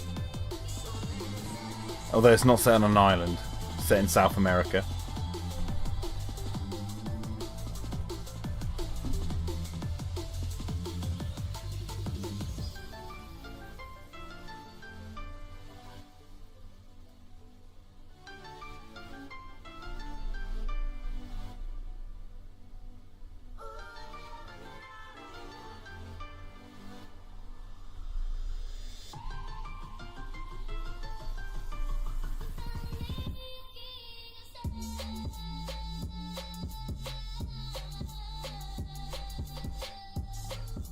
prehistoric heroes. It's not that I hate them. It's just how people thinks of anything regardless of the circumstances. Think about what caused World War One. I was thinking of it like, you know, when people say like, "Oh, I hate humans," I was like, okay, well, do you hate dogs? And they'd be like, no. Well, most people anyway would probably be like, no, I don't hate dogs. It's like, well, why do I hate humans? Oh, they're so cruel. It's like, well, I've seen videos of dogs ripping the guts out of a living antelope. White African wild dogs, while it's still bleating into the air as its guts are all hanging out of his stomach, and they're just eating them while it's there. Dogs can be pretty cruel as well. But then one might say, hey, that's their instincts. And then I'll say, well, how do you know humans aren't acting on instincts?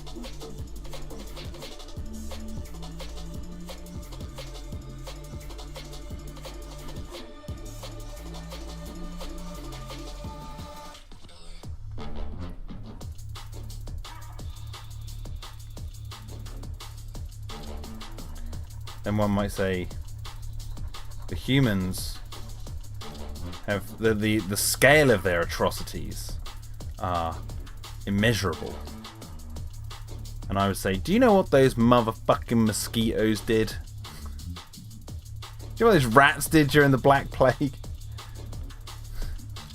And then they might turn around and be like, well, I hate mosquitoes. I'm not really fond of rats. And then I'll be like, fair enough. Humans rock. That'd be my conversation.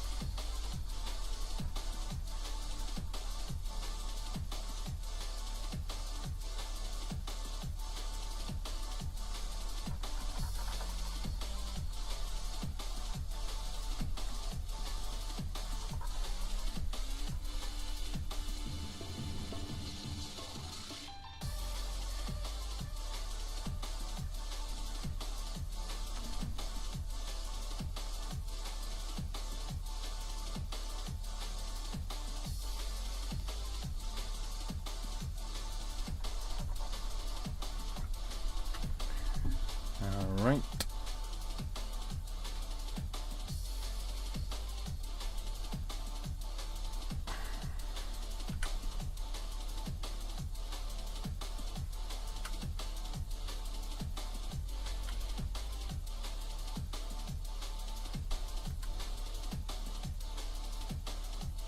Now what I want to do is that like you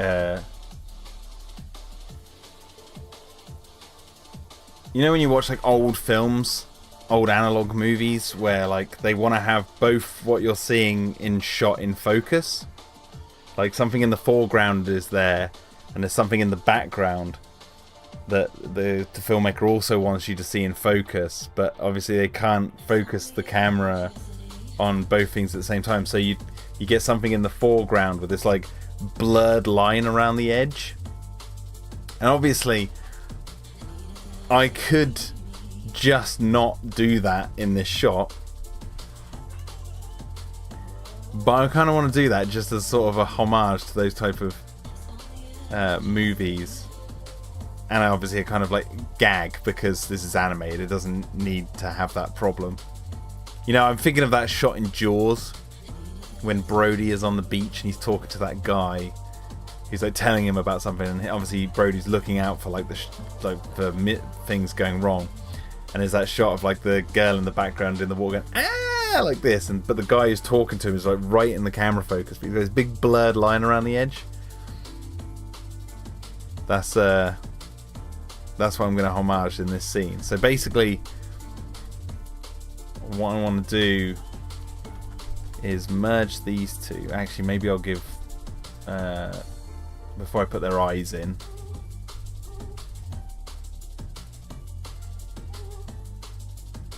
Give Jude a bit of a shadow.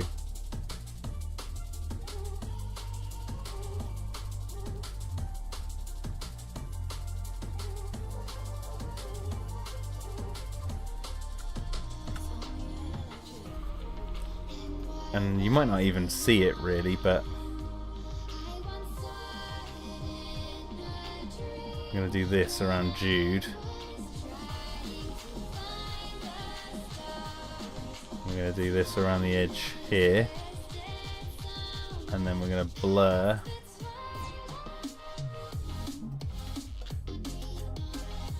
Oh, actually, I need to copy and paste that and then blur it. So there's absolutely no point in me doing this. But I just want to do it anyway. Add the... Oh, that's a big frame. Why have I been working on such a big frame? Let's see if I can get it.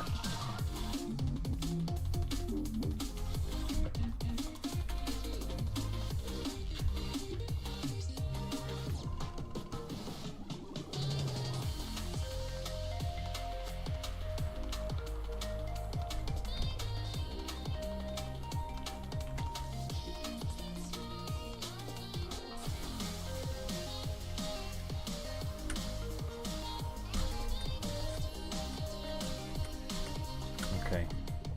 Maybe I'll sort that out and edit. No. What am I doing? What am I doing? I'm losing my train of thought here. I want to move that over this one actually. I want to keep the size of that. I'll just use this as some guide.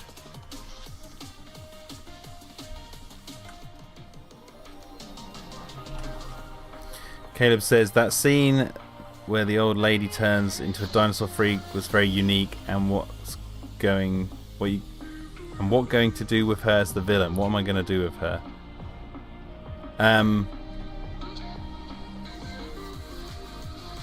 She's gonna go nuts.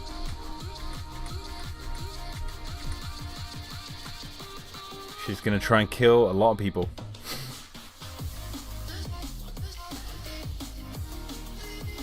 Everyone. She's gonna try and kill everyone. That's what's gonna happen.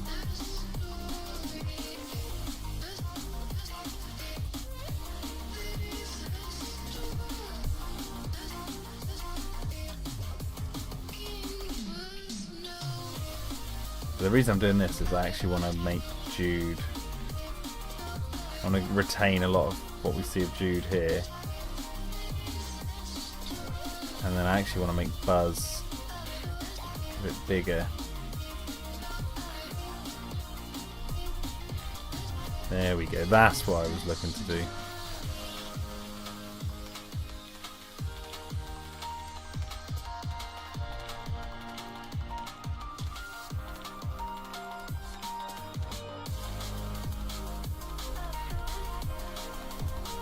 There we go. Now we copy that and blur it.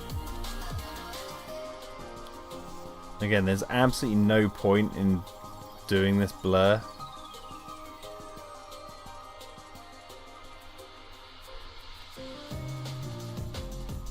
But it's a little subtle nod to those old movies that used to do that.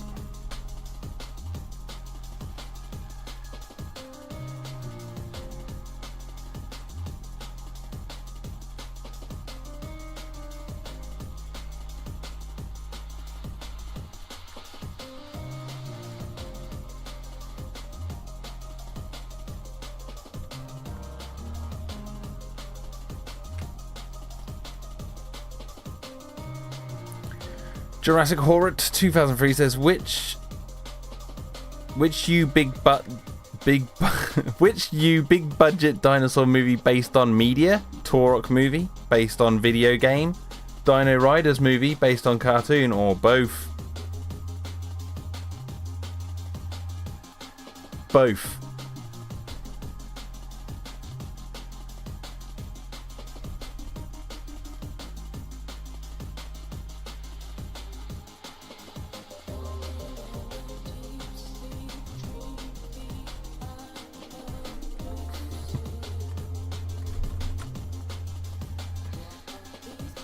Gary says, I keep wondering if Mia will be the number one to take Rose down, because between her entering the golden pool and Rose taking unneeded medication, it's a kind of good versus evil, hero versus villain trope. Well, I can promise you this, Gary. Right now, I can hand on my heart say that you are right, that it's a good versus evil, hero versus villain, but it's not going to be a trope. It's not going to play out like a trope like you think, okay? Put it that way. I should hopefully have a nice spin on that. So, you're not getting aliens, Jack, so no aliens in this series. You got one better than aliens. You've got God.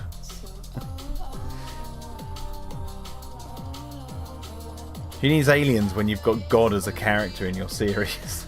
Like,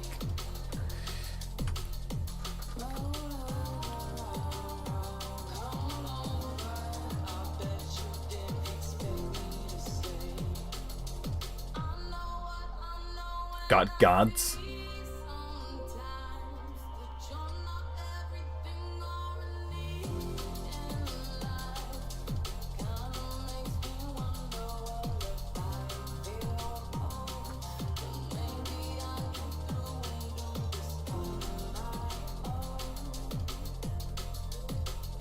Oh, I need to do... What am I doing? I need to do their eyes. Start with Jude.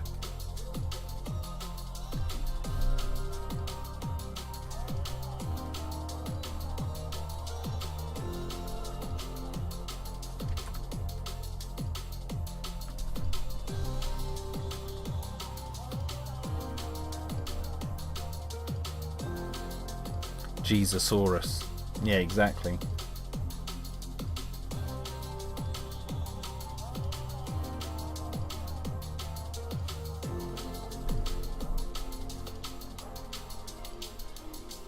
Oops, what am I doing?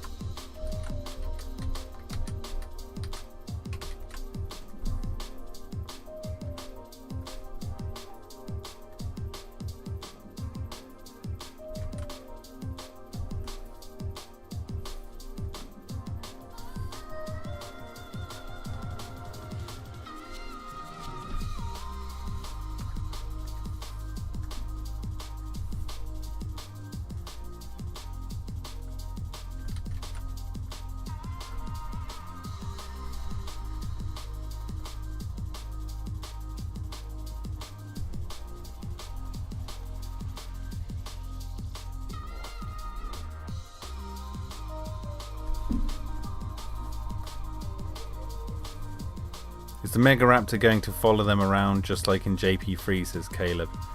Yes. Actually, I can show you a clip. I released this on Twitter. Well, actually, yes and no, but I'll show you this. There's this shot here from episode 5 that I was working on. You can see.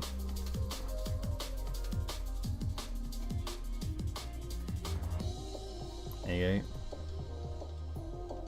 go. You got this giant golden T-Rex statue.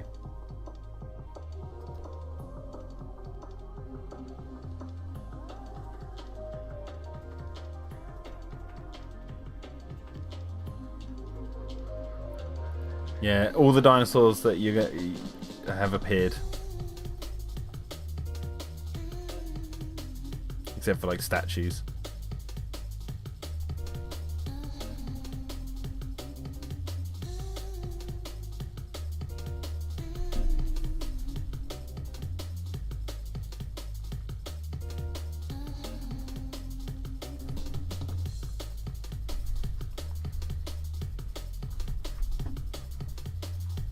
When did I make that shot?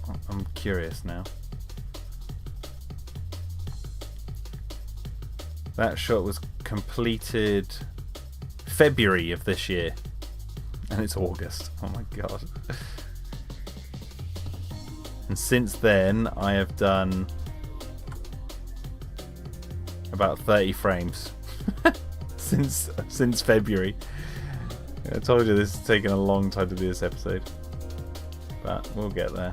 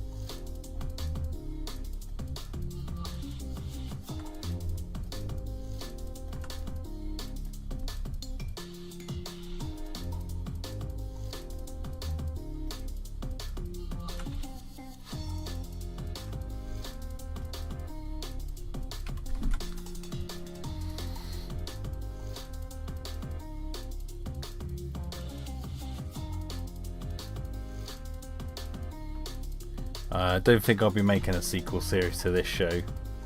It's got an ending.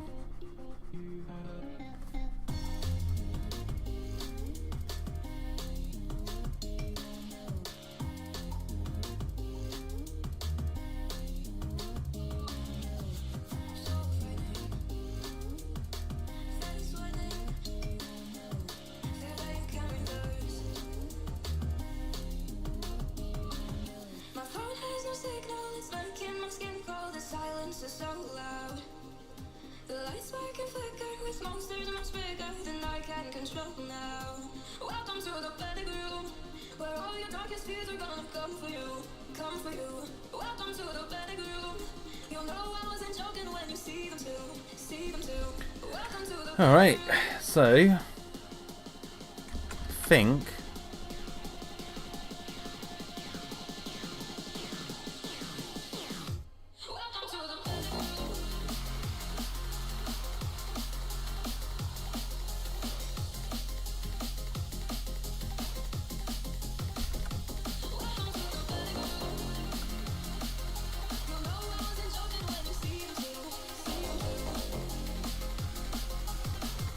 think I've done this frame. Might be a bit of animation required.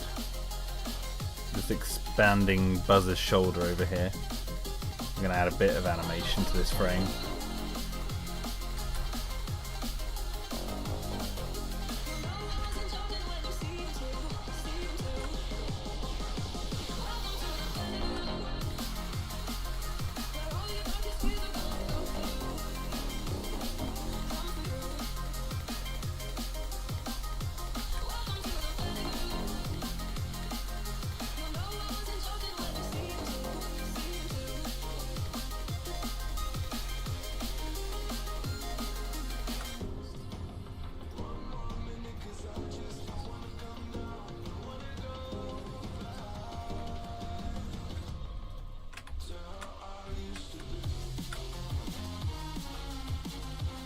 So I'm going to have a little bit of animation where Buzz like slightly moves and the background moves with Jude there. So, oh, I better stick that to the bottom layer.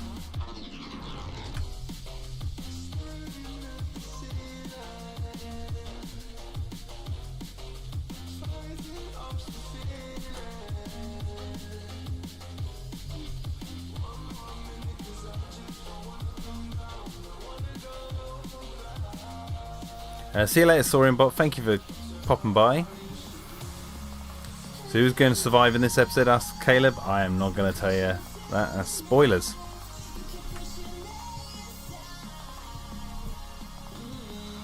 Filthy, filthy spoilers.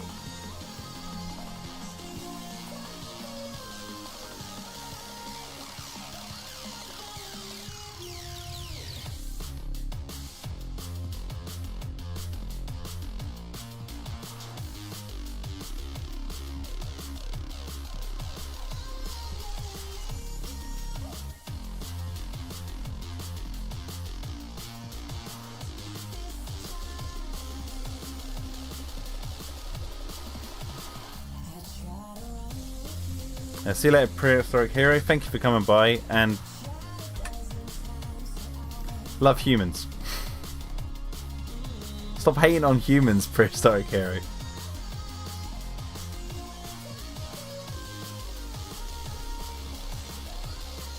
As long as you love your mum. That's all that really matters.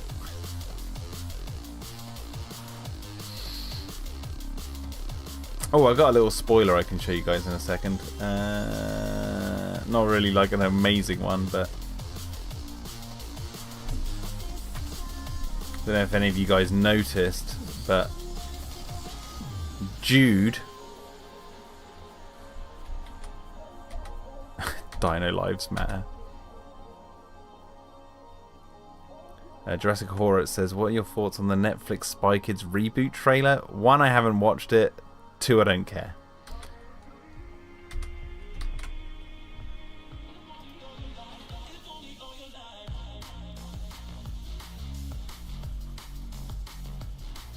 Right, so actually I'll animate that later. I've got this book. Get the popcorn out of the way.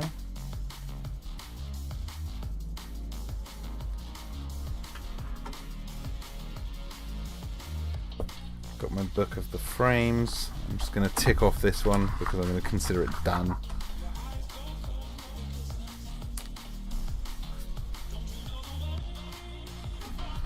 Now the next frame is basically just a close-up of Hank walking off angrily.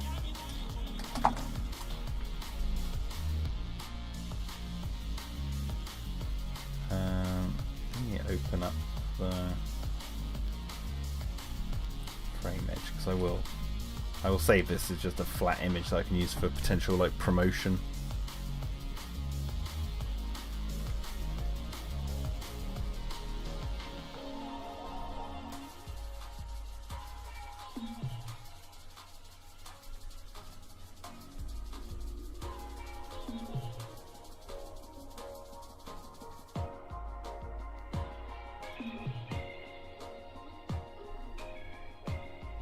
Actually, no, I'll take a screenshot of the thing when it's done. This one. This is the one I want.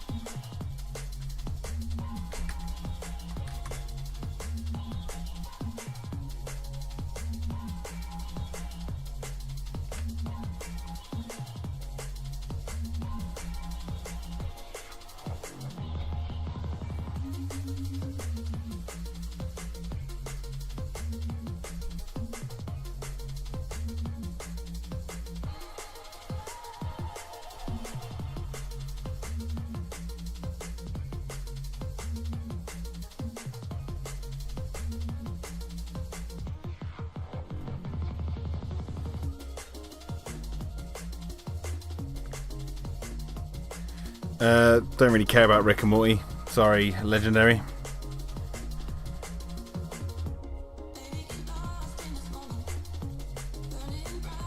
Yeah, spoiler.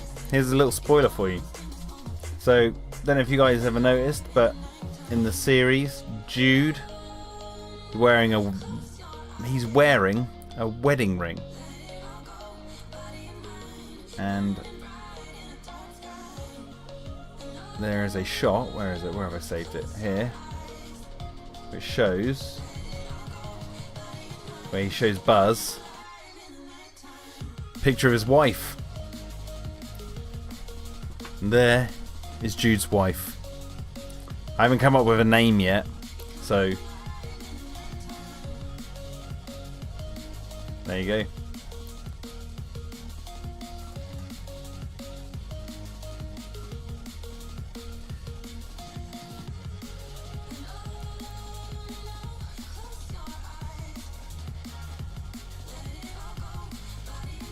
The background, by the way, of this picture is like literally my old living room where I used to live, and that dark patch down there is my shoulder, because I was doing some stupid dance for my family at Christmas time.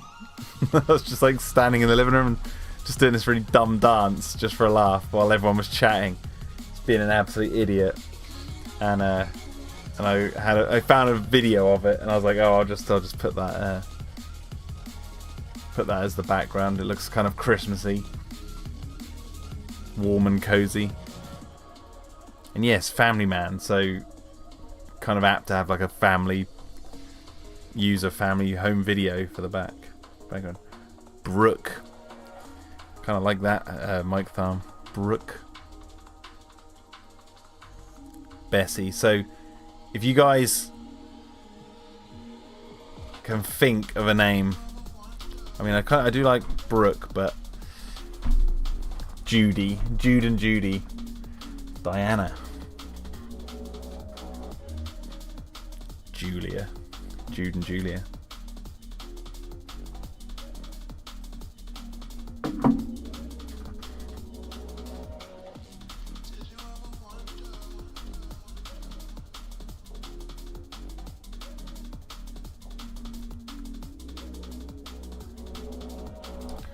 What frame's that? 14. Let's see.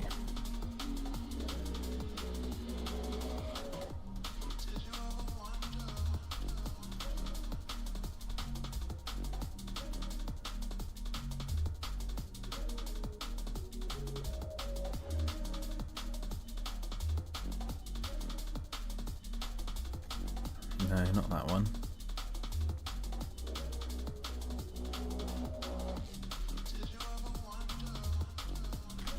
Just gonna see if if I can find a specific shot.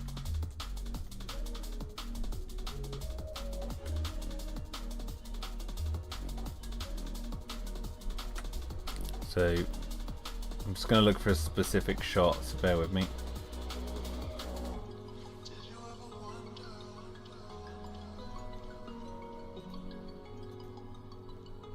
No, not those two. It's this one, but I don't... I've got a bigger shot of him holding the gun like that, I swear.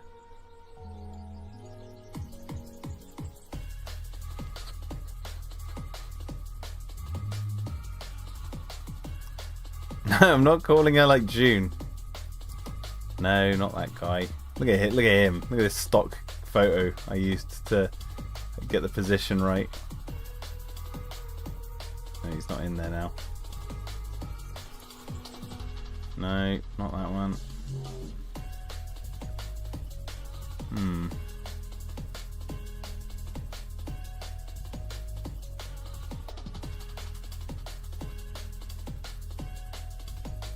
But see, that's the old one. Where's the... Let me get the actual one up.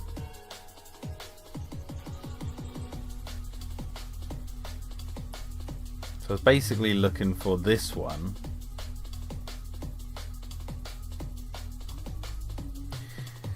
Maybe I'll just have to bite the bullet and redraw him. Yeah, alright. Let's go bits, lab scene, and pull up this one.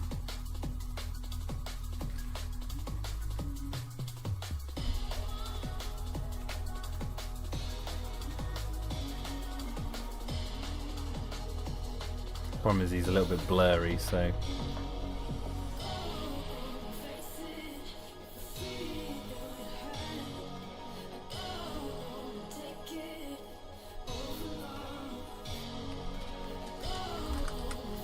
once this frame's done, this little scene of them talking to Hank and Jude, like talking about his wife, is done.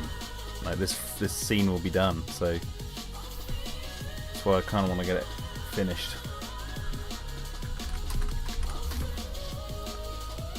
Just never mention her name. Yeah.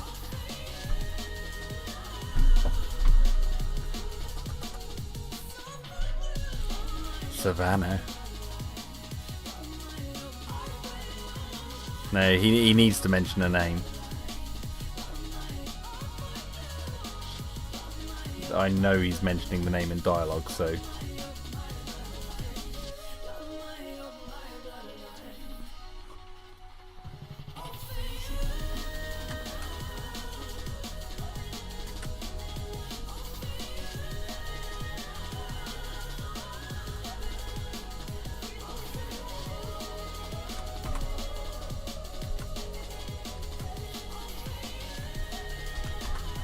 Gary Fo says, "Aww."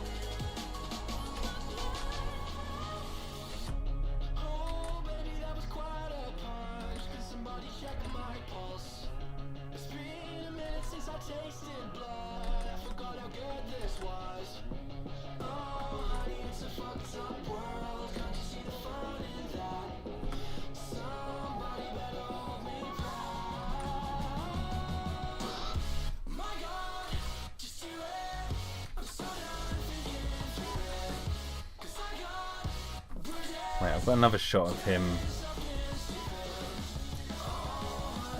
after this. One of the shots after this. Where is it?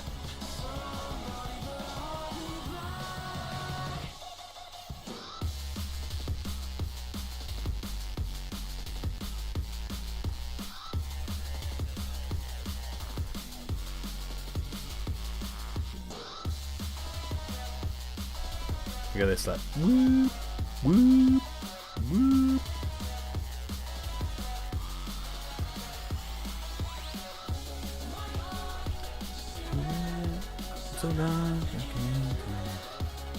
Caleb says Laurus. Okay, Laura I kind of like.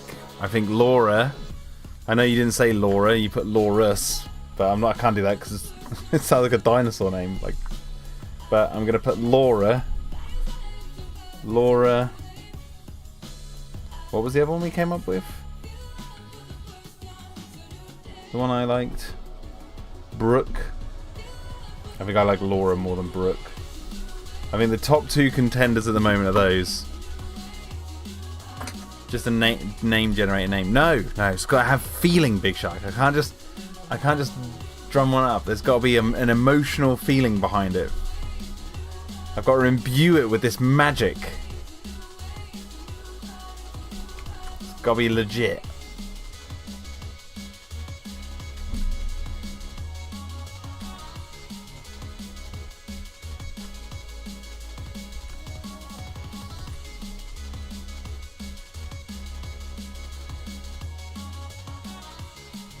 Laura Brooks.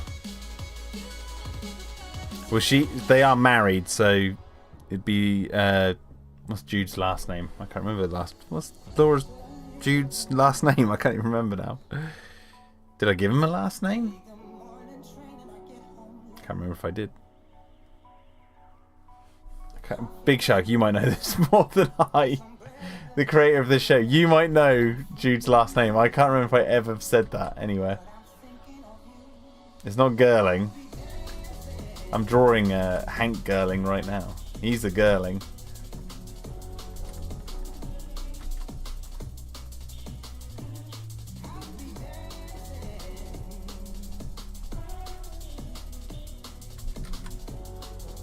Doing the ears lower because I think I did them wrong on the other head.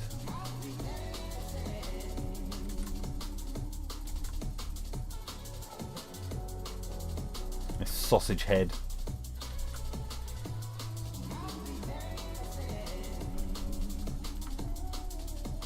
I didn't give him one, so maybe he's like Jude Brooke. Sandra. I don't like Brooke as Jude's last name, so maybe I like Laura as the first name. Her surname.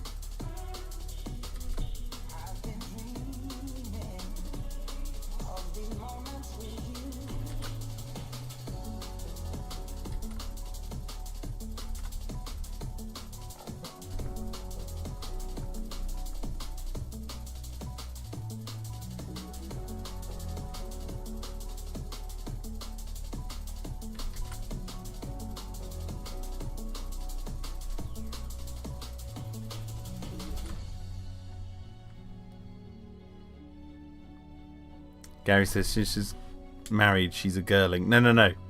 Who I'm drawing right now, who I'm drawing here. This is Hank Girling. His father is Victor Girling. The wife who I'm talking about is married to Jude. This guy. I'm going to bring him up on screen right now. This is Jude. This is when he's talking about his wife and then he brings up the photo. So he's married to her. But I don't think I ever gave Jude last name. I don't like the sound of Jude Brook. It doesn't seem to gel in my mind. Mike Farm says the surname is Bucket, pronounced bouquet. But like, what's her face? Keeping up appearances.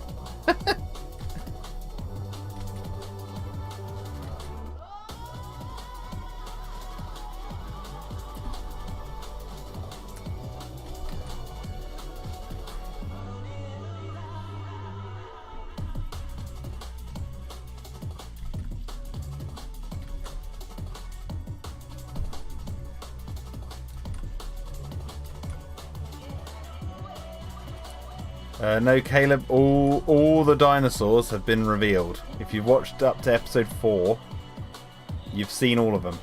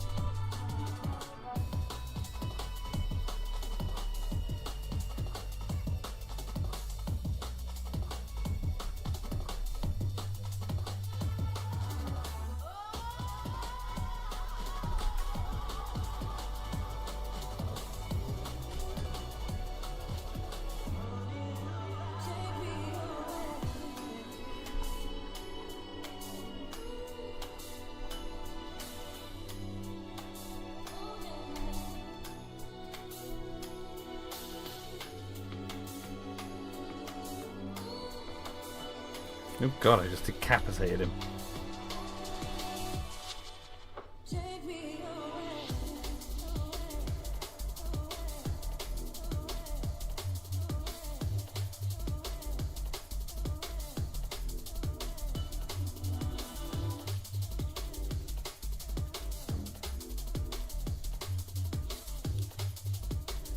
DeBorgia.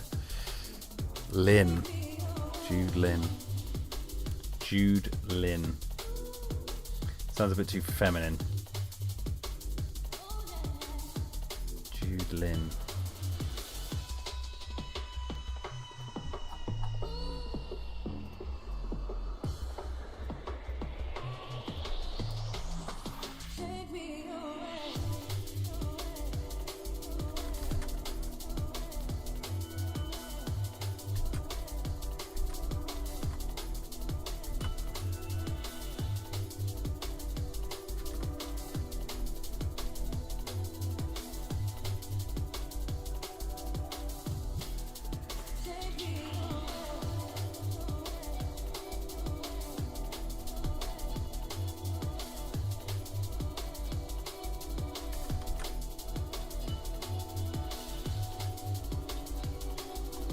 Apollo. Jude Apollodorus.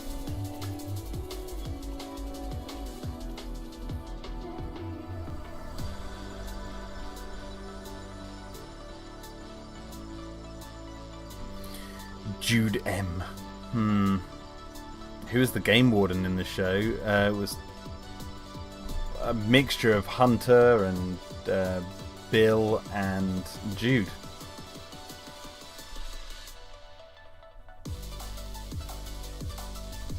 But I guess I'd say Hunter was probably the leader.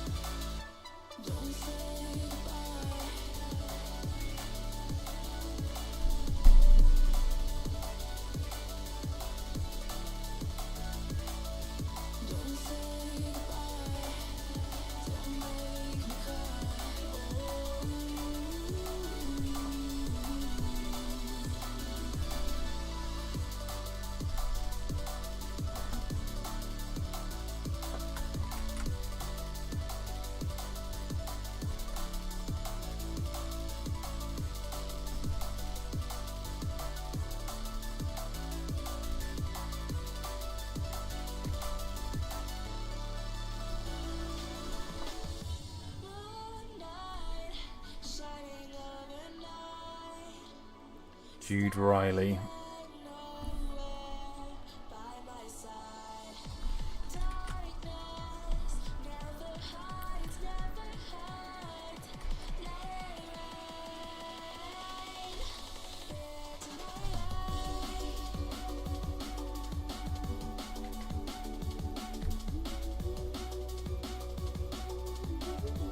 I'm not sat here just trying to think of names.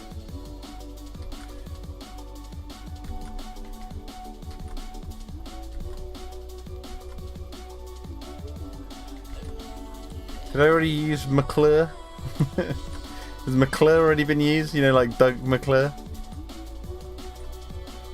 Jude McClure? And Laura McClure?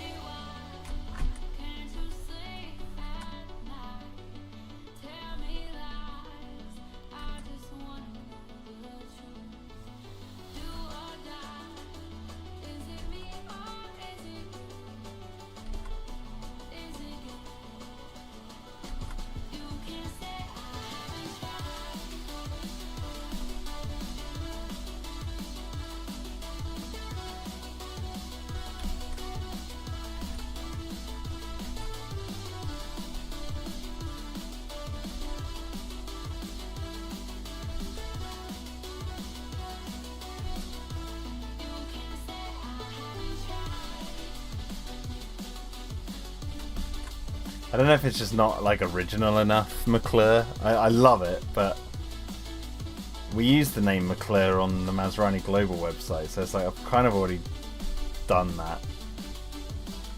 Although I do love the idea of Jude McClure.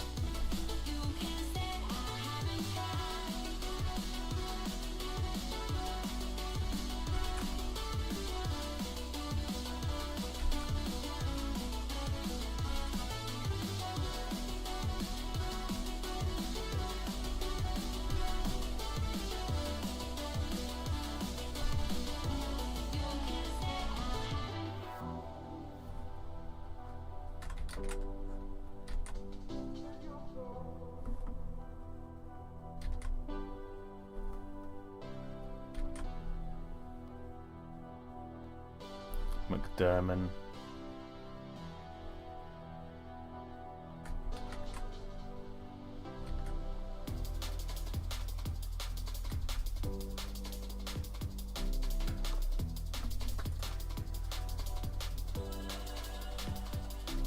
Jude Hansen.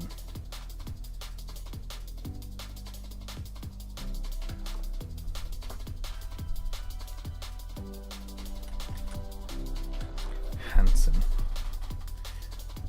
McHanson.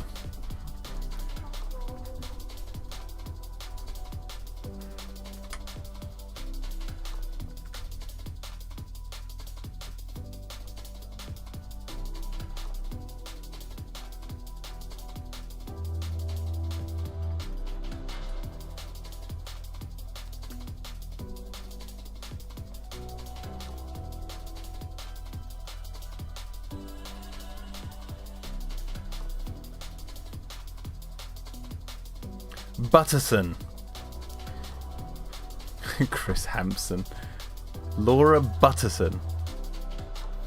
Mike Farmers. Hi, I'm Laura McClure. You might not remember me from such comics as Honey the Alien Stole My Homework Again, and What's Up Pussycat? The Untold Truth. McAllister. McAllister? What, like Home Alone? No, I think we're going to drop the muck.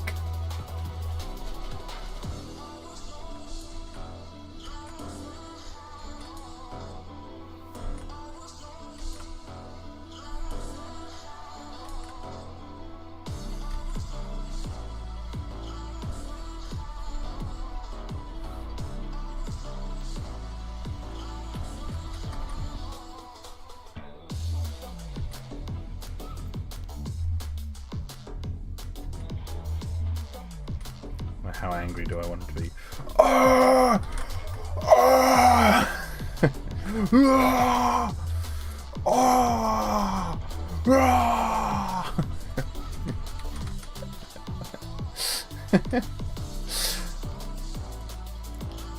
Oh! Oh! Roar! That's how angry he is. Oh!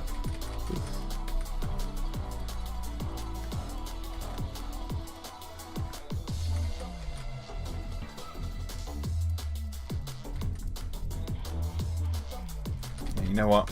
I'll do the mouth last. Let's colour him in. I just realised something. You open those frames back up. No, open up. Where is it? This frame. Forgot something. Forgot something crucial. Forgot the old Burke sweat, didn't I?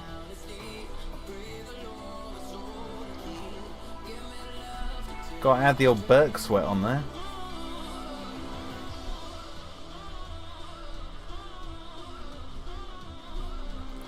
So it adds life to these characters, showing them nervous.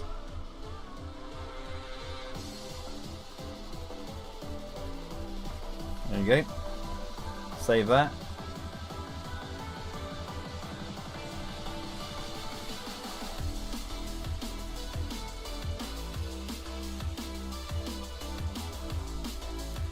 Nothing like a good bit of Burke sweat. You know what, I'm not going to use this Hank for the colour scheme. I'm going to use this Hank because the colours are more on it.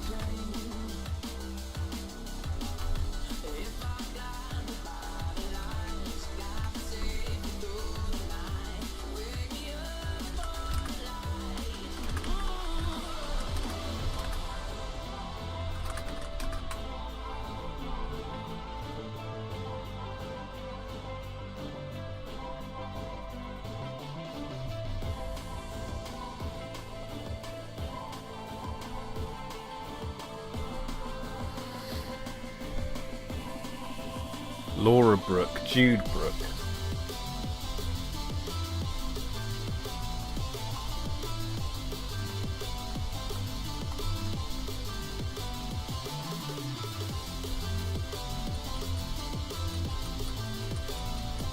Yeah, no, I don't like the look of Brooke as the surname.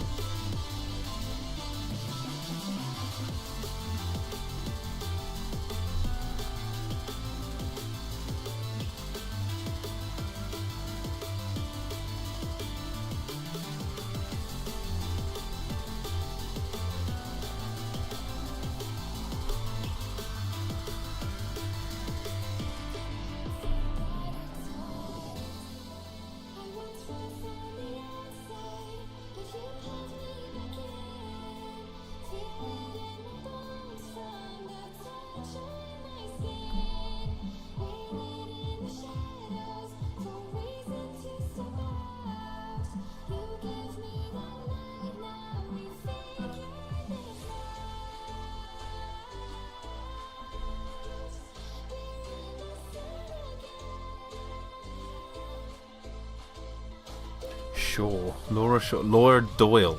Jude Doyle. Doyle. Jude Doyle.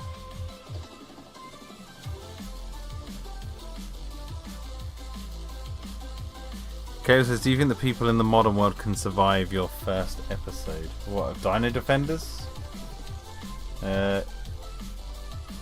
Yes. Oh, getting tired. Doyle.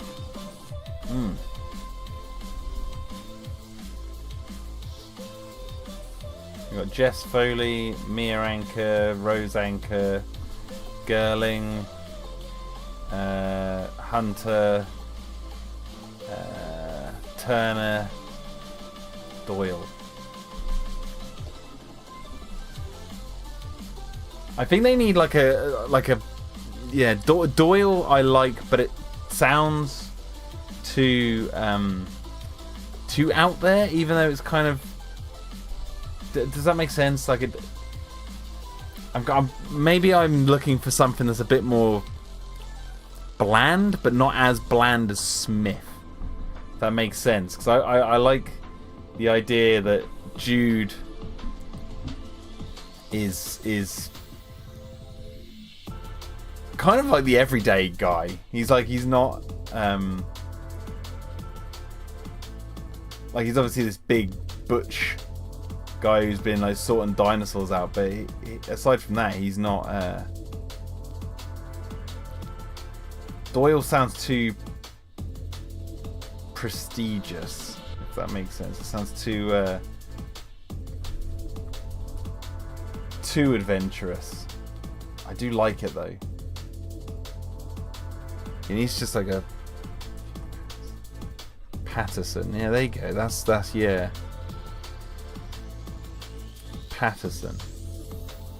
Jude Patterson, Laura Patterson. I think Skinny Devil Lord, you may have just stumbled across it. Patterson. Well, I like that. Good old JP. JP, there you go. Jude. LP for Laura.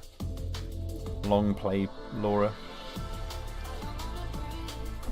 Patterson.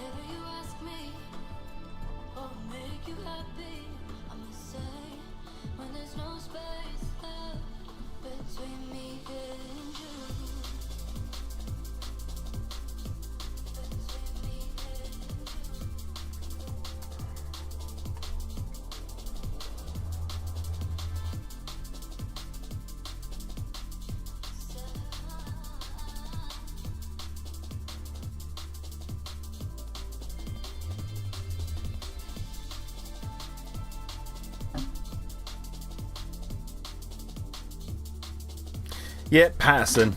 I like it. It's sat with me. There we go, we got it. Jude Patterson. I'm just going to write this down so I don't forget. Laura Patterson. It's got the right heft to it. It's got the right heft to it, like Pat, like strong. Patterson. Pat your son. Yeah, I like it. I like it. It's good. That's good. Sounds normal. Everyday last name, not too crazy. It's good. You nailed it. Thank you, Skinny Devil Lord. And thank you. Who said Laura? I have to scroll right back up.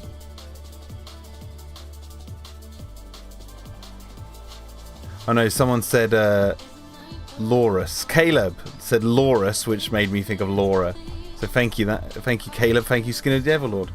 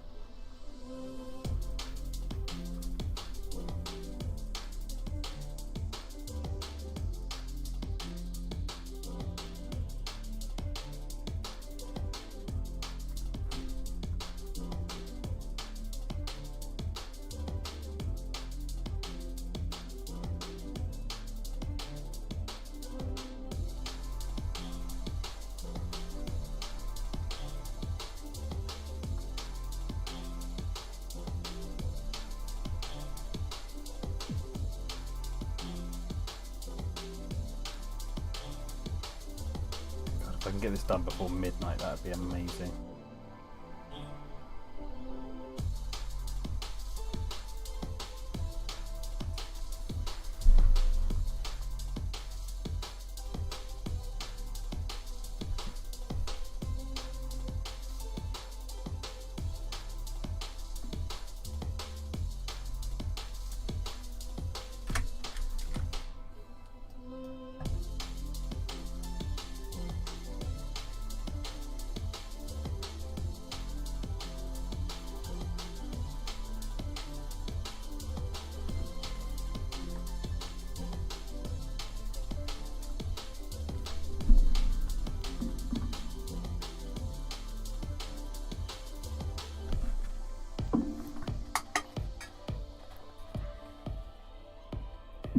Oh, is that the name of the character from Ghost in the Darkness, Patterson?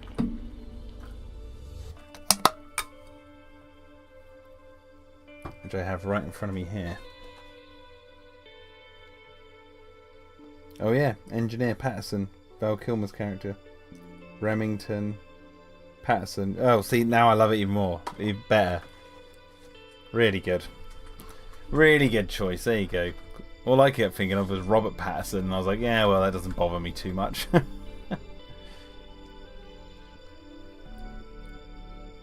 no, yeah, it's just got the right amount of weight and normality to it. Sounds like an everyday person's surname. So, winner. You're the one who makes me come around.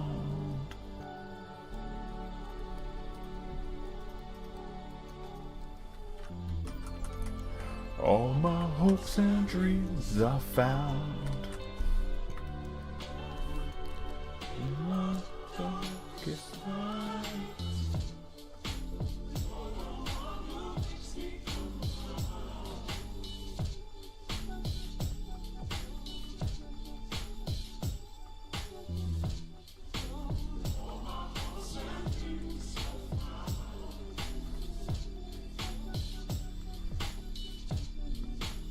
What movie is that? The Ghost in the Darkness. If you like the Lost World scene, you know, Jurassic Park, where the T-Rexes attack the camp, this is like a whole movie of that, basically. That's what it feels like to me. It's awesome. This is a great, great film. Very, very well made movie. Awesome soundtrack as well. Good acting. Scary lions. Well worth checking out. Ghost and the Darkness. Based on a true story. Obviously they embellish a lot. But well worth watching. If you're a fan of the Jurassic movies and want more, go for it. I'm going to put on one of my favourite songs at the moment. Why in the hell not?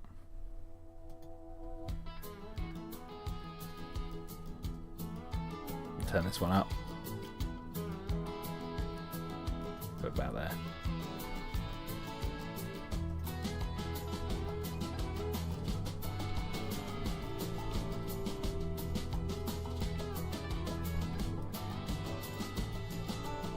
Sometimes when the going gets tough, you gotta look at your friends beside you. Every now and then send a prayer up, cause the devil's 2 steps behind you. And count your lucky stars, the trouble don't come and find you. So step into the No, I haven't seen the Beast movie yet. there's only gonna be one standing.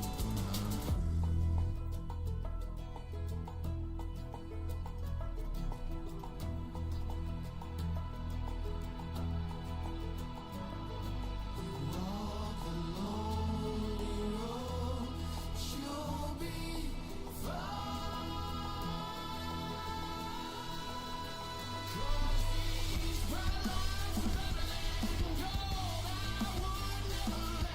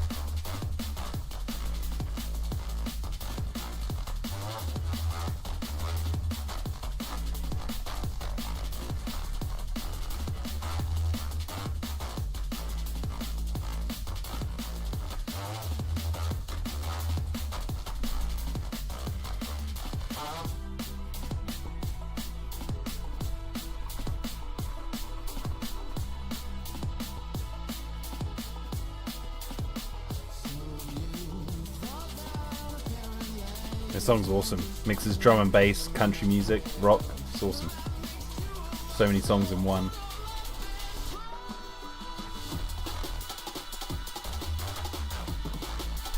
It's called Justin Hawkes Better Than Gold.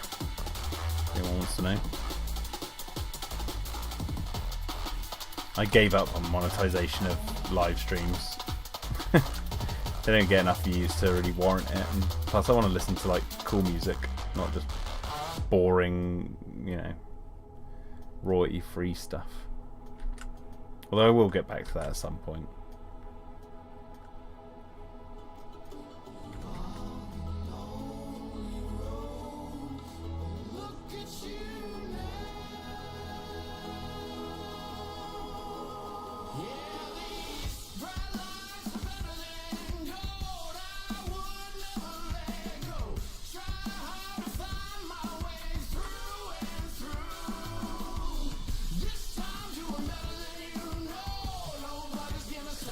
Look what you made me do.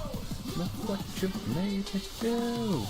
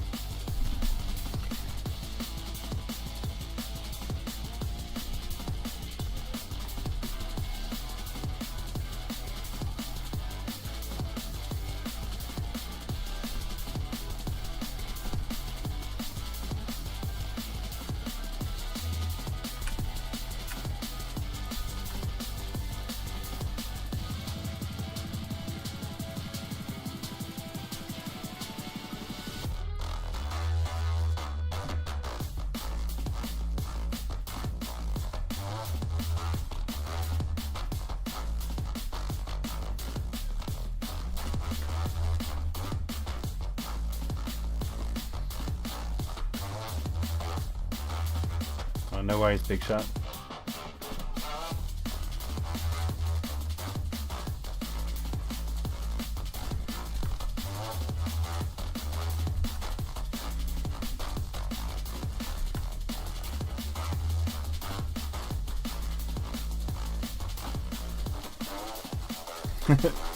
Ooh.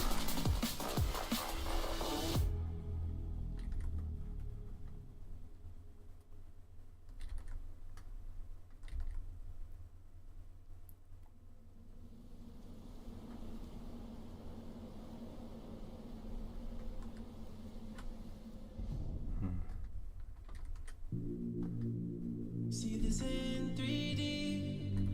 All lights out for me. All lights out for me. Lightning strikes the beach. 80 degrees. Warm it up for me. Finally free. Found the God in me. And I want you to see I can walk on water.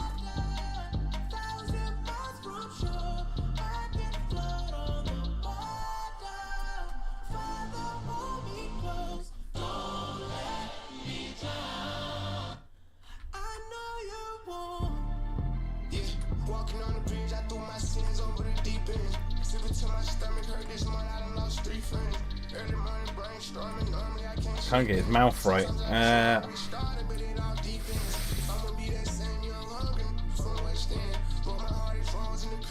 what? I think it's because his eyebrows are throwing me off in a weird way.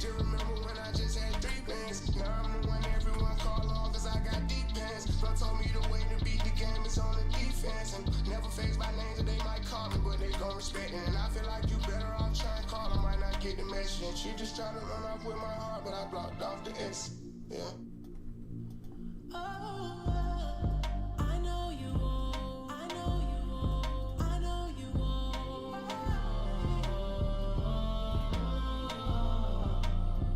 I know you won't. I know that you look over us. So we silently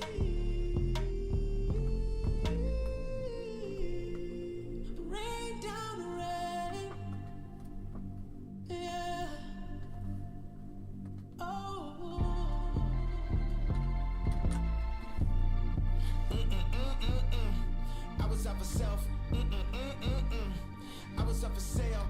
I know what, I like the previous eyebrows. The devil made a hell. Dropped out of school, but I'm the one at Yale. Made the best tracks, it still went off the rail. Had go down, down, down. This a new town, town, town. This a new 10, 10, 10. I'm going in. Here I go on a new trip. Here I go acting too lit. Here I go acting too rich. Here I go with a new chick. And I know what the truth is. Still playing after 2 kids. It's a lot to digest. When your life always moving. Architecture digest. But I need a home improvement. $60 million home.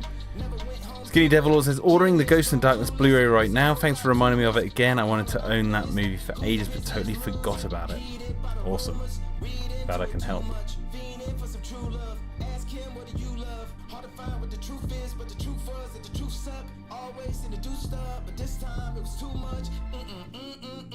Everybody's so judgmental. Everybody's so judgmental. Everybody hurts, but I don't judge rentals. It was all so simple. I see you in 3D. The dawn is bright for me. No more dark for me. I know you're watching me. 80 degrees. Burning up the leaves. Finally I'm free. Finally I'm free. Need to look up something. Go out to sea. I can walk on water. Won't you shine your light? Demons stuck on my shoulders. Father, hold me close. Don't let me drown. I know you won't.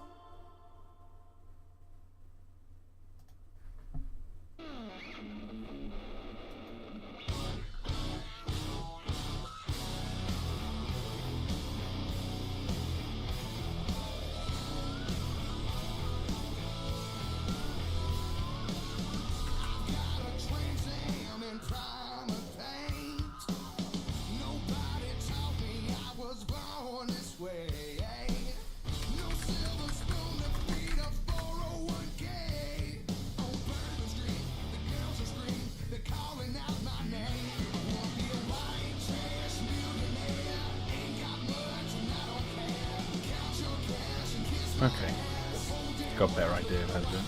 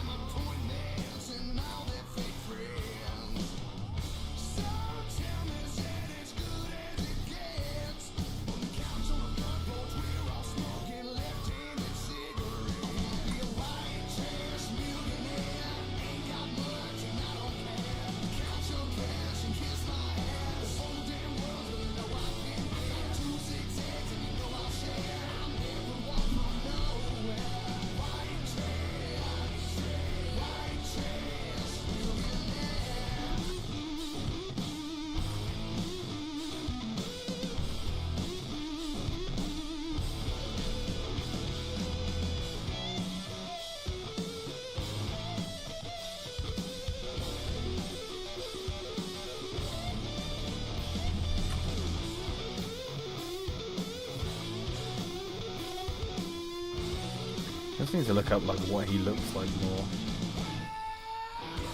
In episode 5. Where's the lab scene? No, actually, it was part of the actual frame.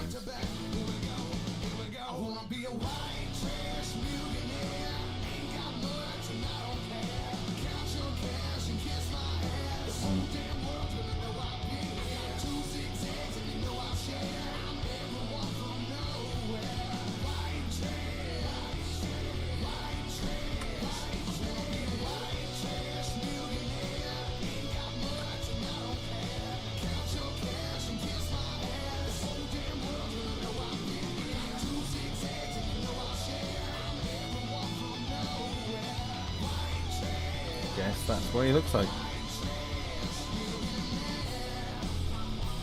No, not mid-tone. Dodged it.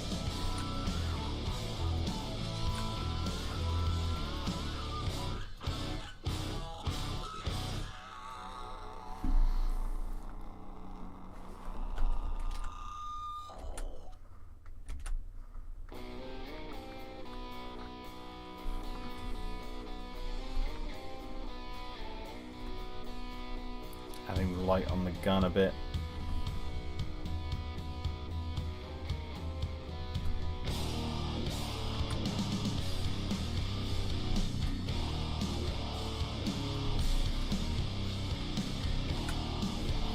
Ah, if you like rock music, I haven't listened to this album in ages.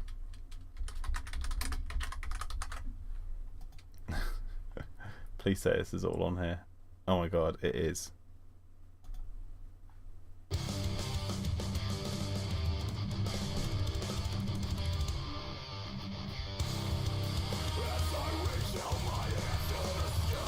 I haven't listened to this in years.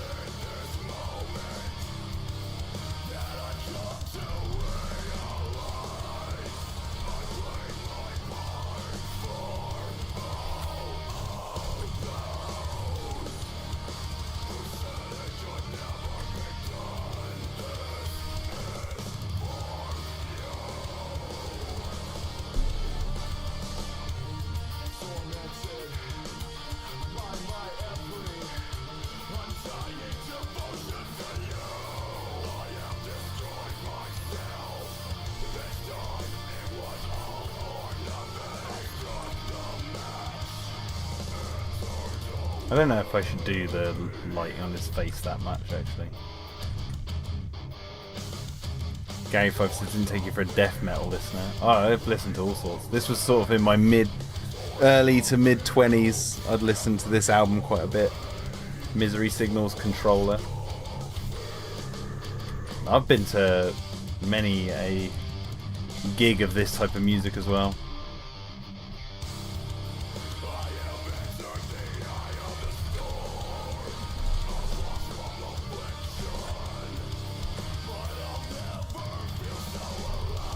Don't let the drum and bass and the songs we just listened to delude you into thinking that's all I like. There's just certain songs that take my fancy and help aid drawing and all that sort of stuff. There you go, he looks pretty good, doesn't he? I want to make him look a little bit, maybe more.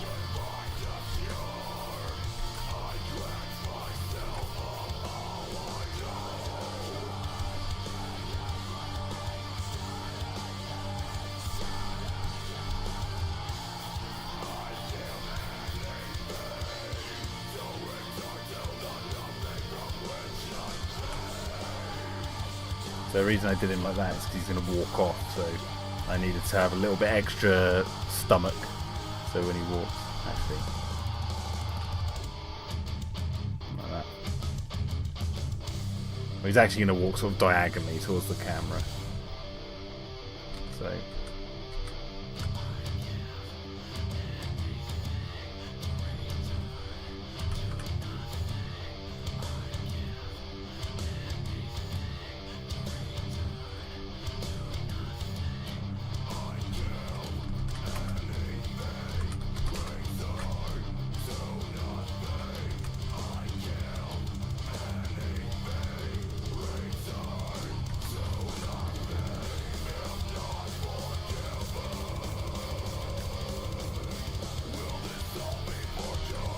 Yeah, it's nowhere near as popular as it was when I was a teenager. Pop punk and rock and metal was huge.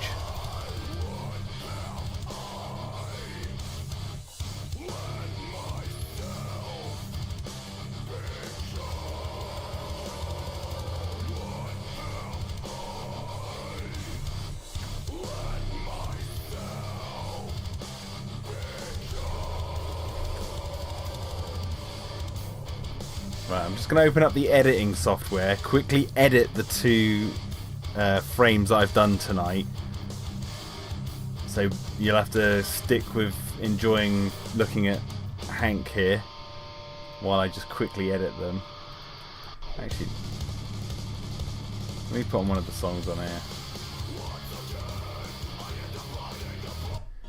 This was the first song I heard from these guys. I'm going to play it now. This was the first one I heard that made me like this album. Where is it? This one.